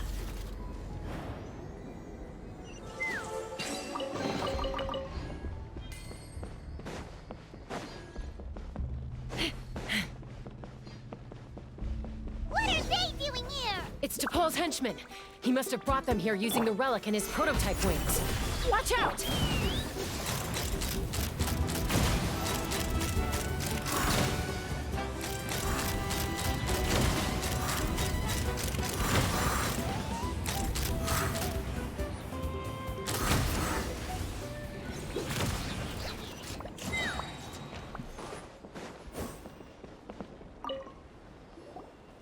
Hey, look here! More of T'Pol's notes!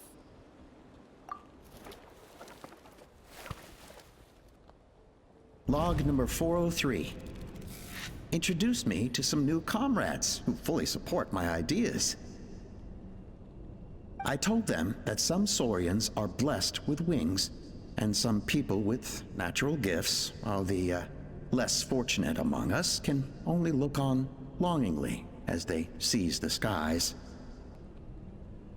But I also told them that progress can erase individual differences. Think of the tools humanity has made to fight back against wild beasts. The law we have put in place to even the playing field between the strong and the weak. I promised them that our research will be the new frontier of human progress. With our phlogiston wings, the power of flight will no longer be for a select few to enjoy. Imagine a world where the skies are for all to share. I only hope that when we finally achieve this goal, will be proud of me. Imagine a world where the skies are for all to share. Yes, what a wonderful world that would be. If only it were possible. We could respond faster, and so many tragedies could be prevented. But T'Pol, what about the saurians you're draining dry of phlogiston? You're not sharing the sky, you're stealing it! Bad move. I won't let you get away with it.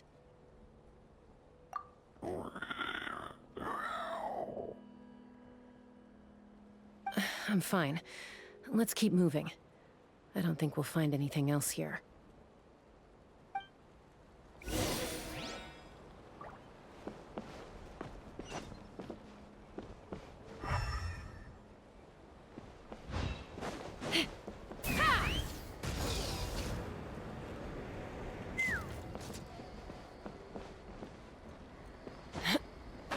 Okay.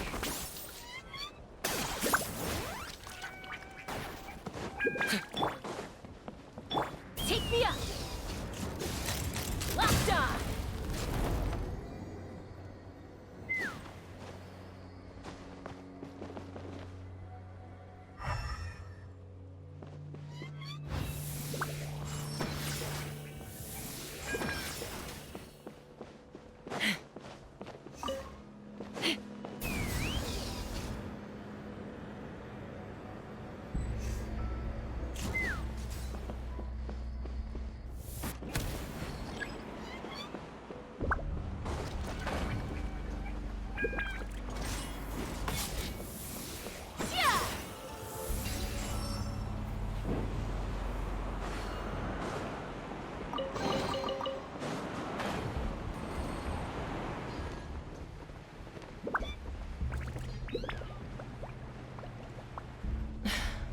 I can't believe he captured so many Kukasaurs.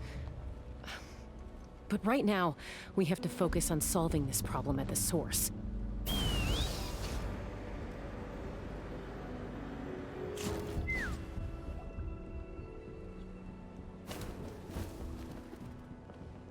Looks like we've reached the center of the workshop. And still no sign of Koya's baby.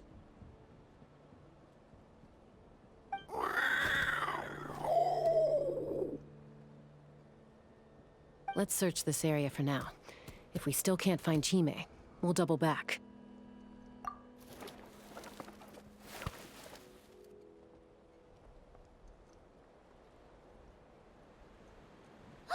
Chasca, Traveler, come quick! What is it? Did you find Chime? Not yet, but look! It's another one of T'Pol's notebooks! All right.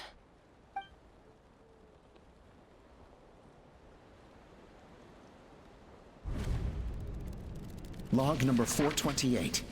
We decided to restart the experiments on phlogiston refinement, but without telling. This is the final obstacle to the success of the Phlogiston Wings project. We cannot fall at the last hurdle. Log number 436. Earlier today, suggested using Kukasaurs as an intermediary to extract refined phlogiston. It's certainly feasible, but... Anyway, as long as our secret experiment succeeds, I'm sure won't bring it up again. Log number 443. We will conduct the experiment tomorrow. Birthday is coming up, so hopefully we'll have a birthday surprise for her. Log number 444. Huh? Why is this log empty? I guess whoever wrote down the log number was prevented from recording the results.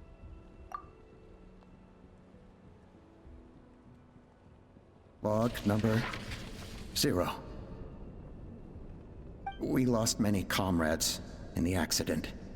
Among them are friends, lovers, and children. But we cannot stop now. We will keep their legacy alive and carry their dreams forward. As of today, we are scrapping the artificial refinement method.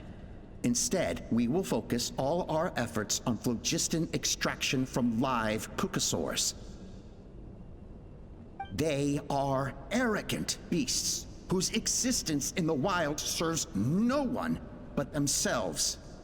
Their true worth lies in their sacrifice for the sake of human progress. To facilitate our operations, we will gradually move the airborne workshop closer to the Flower Feather clan, even as we continue to expand it. All this we do to create a world where the skies are for all of humanity to share. All this we do to make T'Pol's dream a reality. Given the way this is written, not to mention the fact that the numbering has started over from 0, it kinda sounds like this is someone new. Does that mean that T'Pol's already... There's also a letter tucked in the end of the notebook. It's from Puma.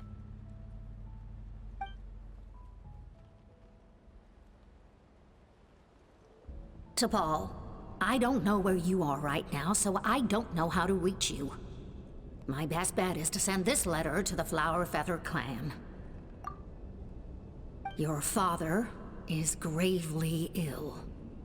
Oh, I know we've had our differences in the past, but he is still your father. Won't you come and visit him? Please. I know you never liked him and cared even less for me. All you ever yearned for is the sky. And your birth mother.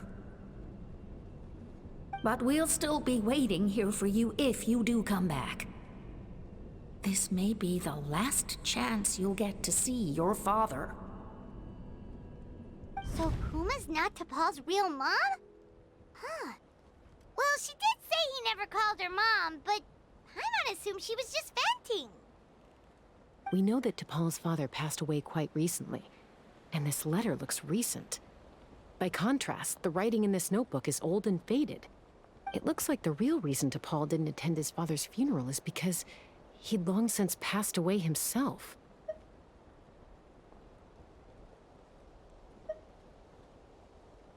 If we ask ourselves why this letter was sent to the Flower Feather clan, why T'Pol always yearned for the sky, and how he got his hands on a relic from the Cinder City, it all points to one answer.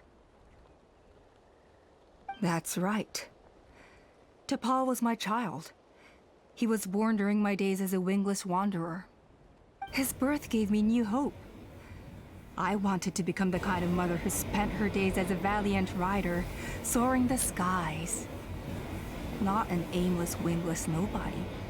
But his father wanted to settle down, to give his child a safe, sheltered life in his tribe. We fought about it constantly, until the love we once had for each other was gone.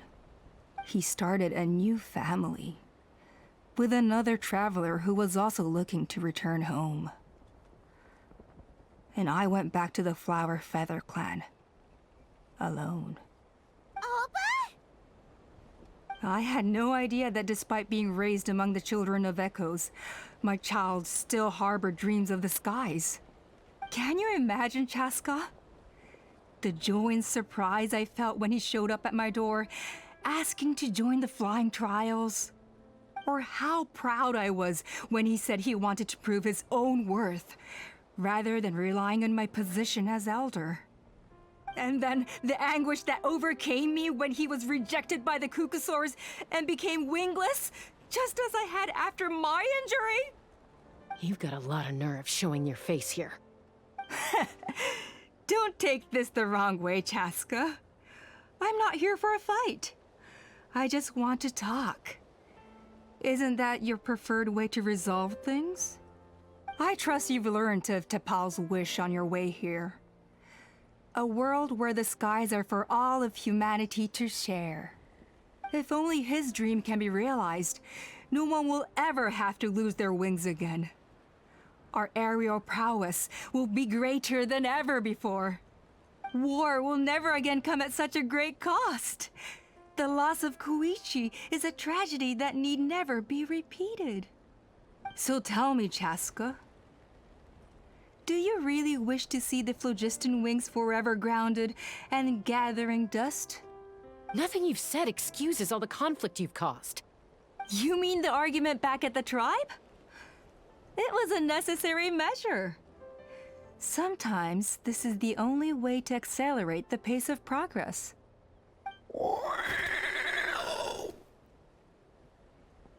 Is a mother harming her children when she coaxes them into swallowing a bitter pill?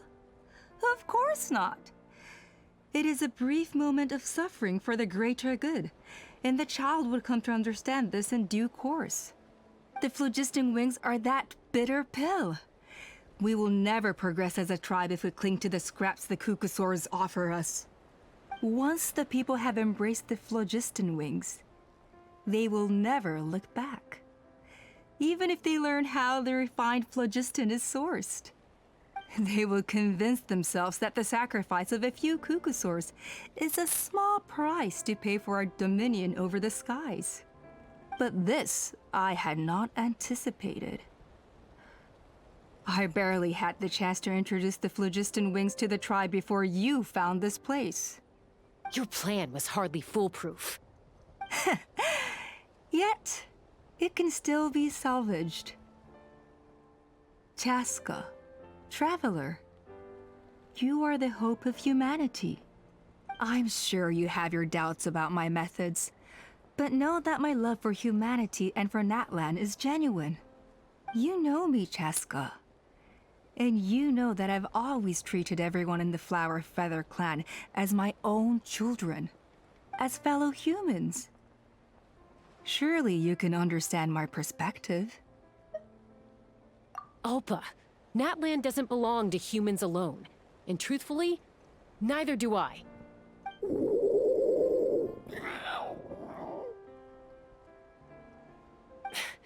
How many times has the Abyss invaded Natland now? And yet despite how much stronger it is than us, Natland still stands as a nation of humans and Saurians.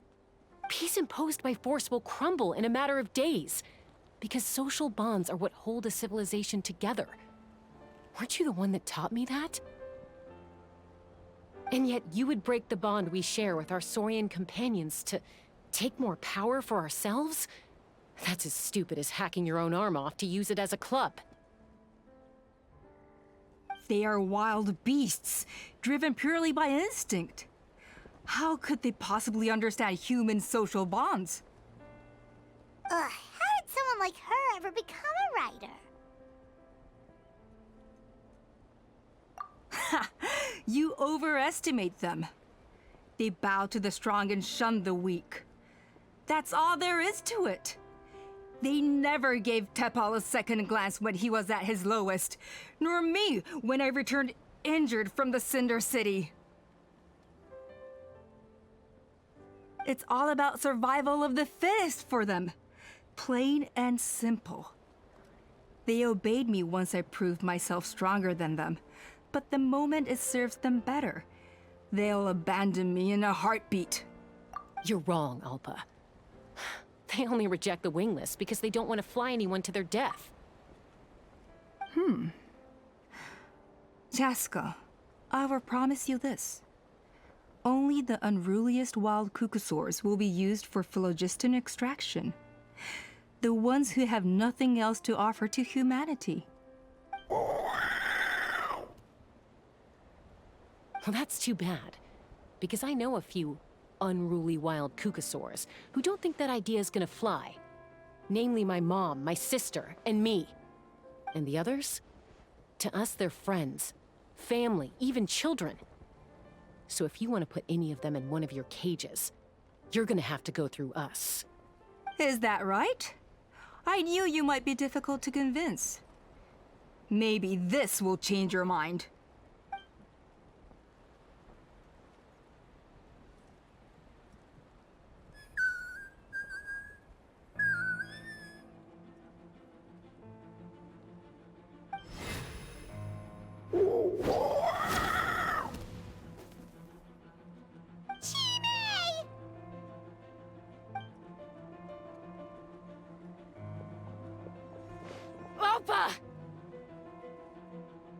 Careful!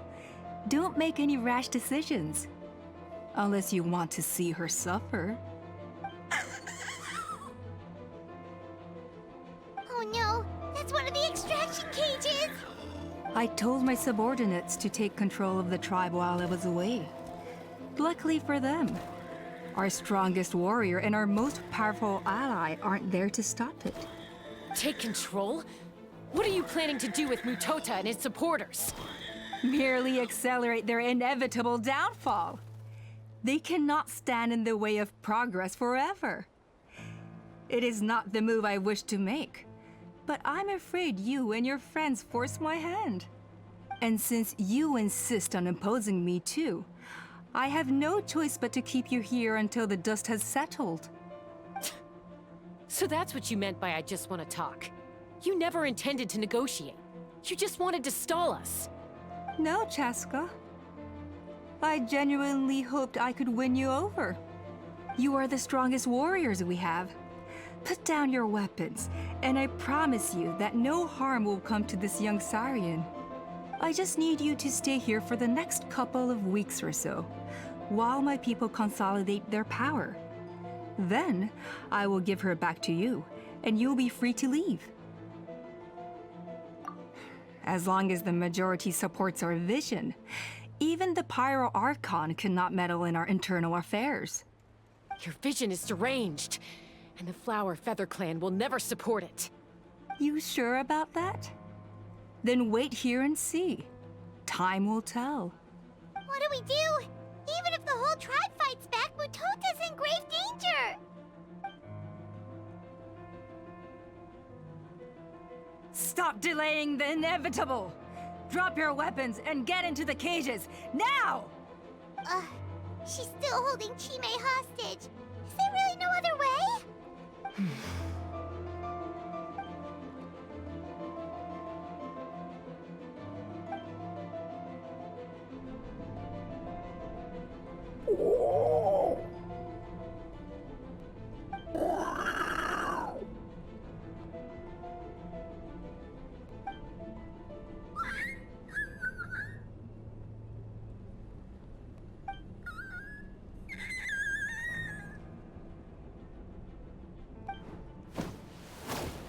Koya?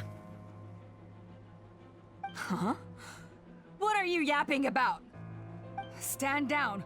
Drop your weapons, now! This instant!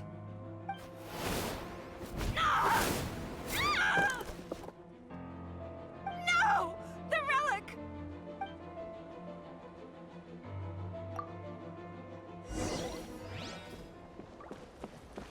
Hold on to your hats.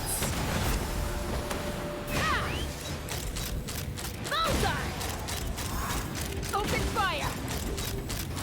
Give up, Alpa. We're negotiating my way now, and this ain't your strong suit. Shut up! Just shut up! Ah! Help! Anybody?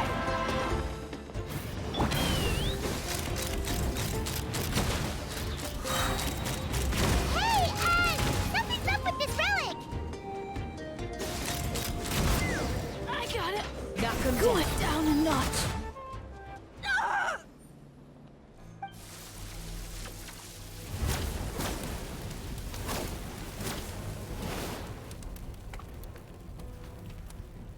No!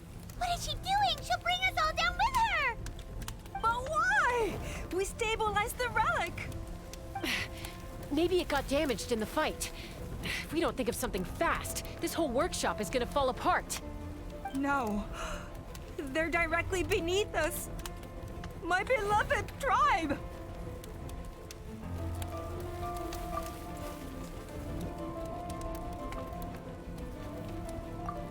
Okay,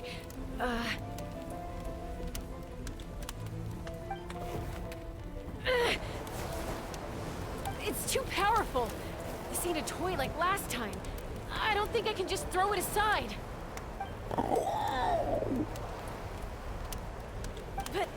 But we need to get it far away before it explodes. Then the tribe will be safe, and so will this workshop. Koya, remember when we were kids? Come on, let's take this thing high up into the sky.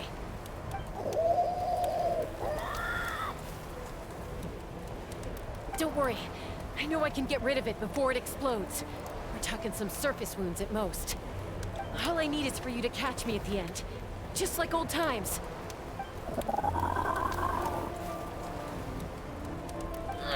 I can't hold it back anymore. We have to go.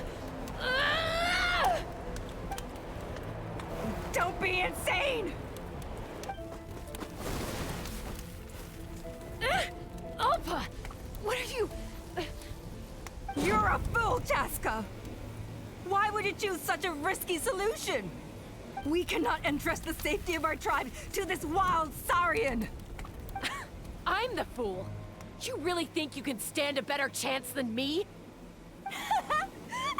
Sure, it may be asking too much for an ex-wingless to escape the blast radius in time.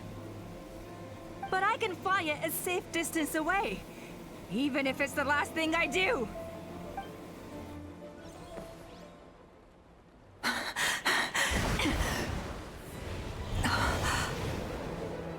Here, this should be high enough to save the clan. What? You don't get to die a hero today.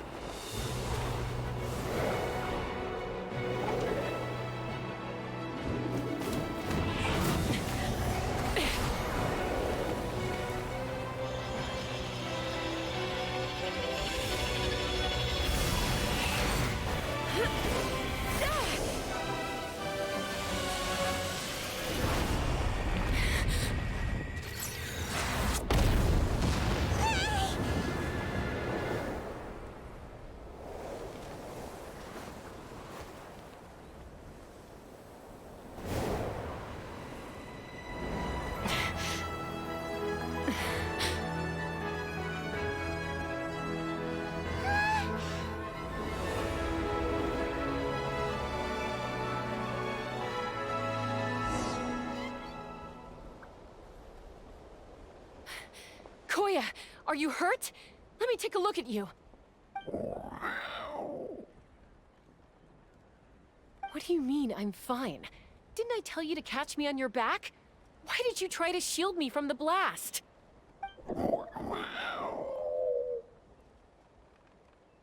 Accident? Yeah, right. Seriously, you're as stubborn as ever. Chasca! Koya! How are things looking here?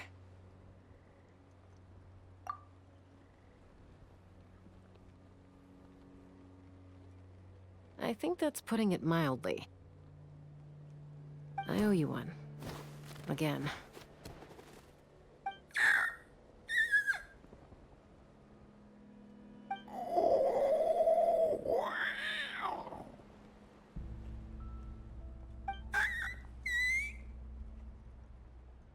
Oh, but be honest.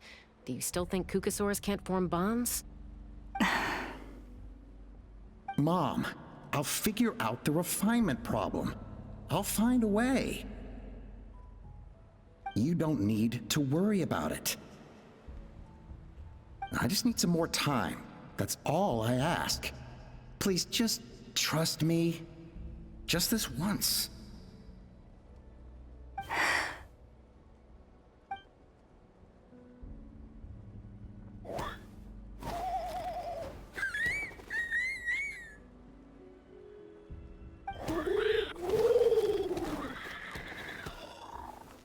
The Flower Feather Clan yield to the strong.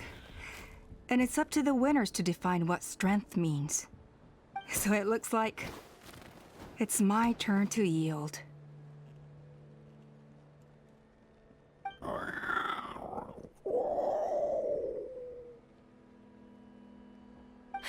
Koya! Koya!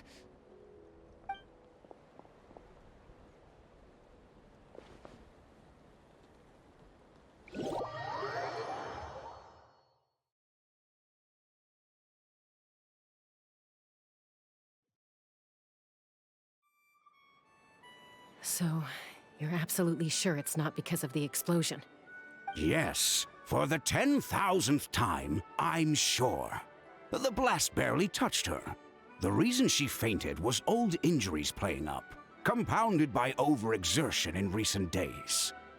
The moment she finally relaxed, all the built-up stress finally caught up with her. And no wonder. Honestly, she's just like you. Anyway, now you know how we feel when you go off risking life and limb. Your mother and I would both appreciate it if you lived less dangerously. You know she wrote to me from the Masters of the Nightwind, just to scold me for not doing enough to keep an eye on you. If she wasn't so busy with work, you can bet she'd come back here and chew us both out in person. I'll find an opportunity to apologize to her. I promise. You'd better. No more avoiding us, okay? And don't get me started on all the checkups you've missed. Got it. Got it. Huh? Koya? You're awake. I'll go let everyone know. Hey, but we're not done talking. What are we gonna do with her, Even after everything that's happened, she still hasn't figured out how to start the conversation with you. She keeps saying, I don't think Koya has forgiven me yet. But if you ask me, she's the one who's scared to open up and have an honest conversation.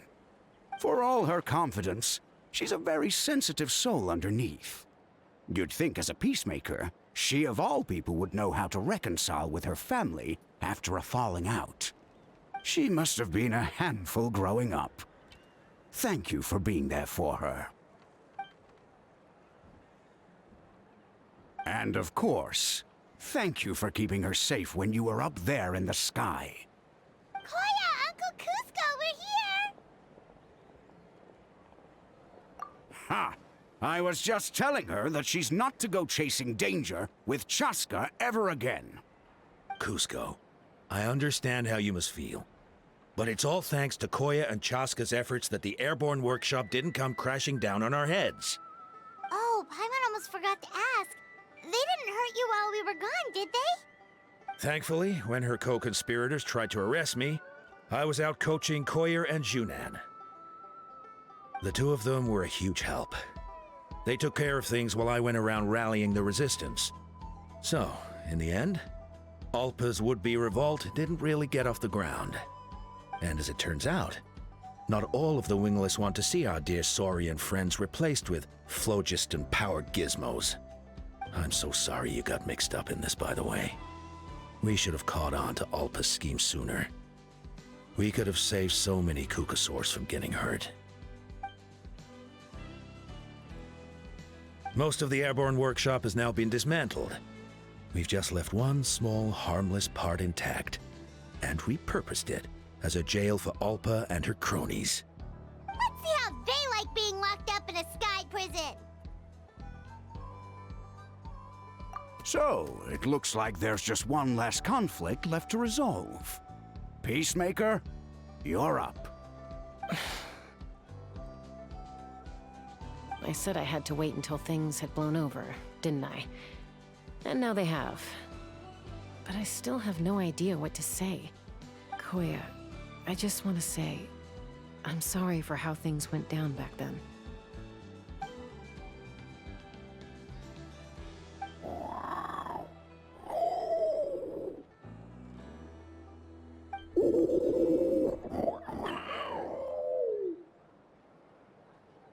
Huh? Does this mean you're not mad at me anymore? There's that family likeness coming through again. But that day, when we ran into each other...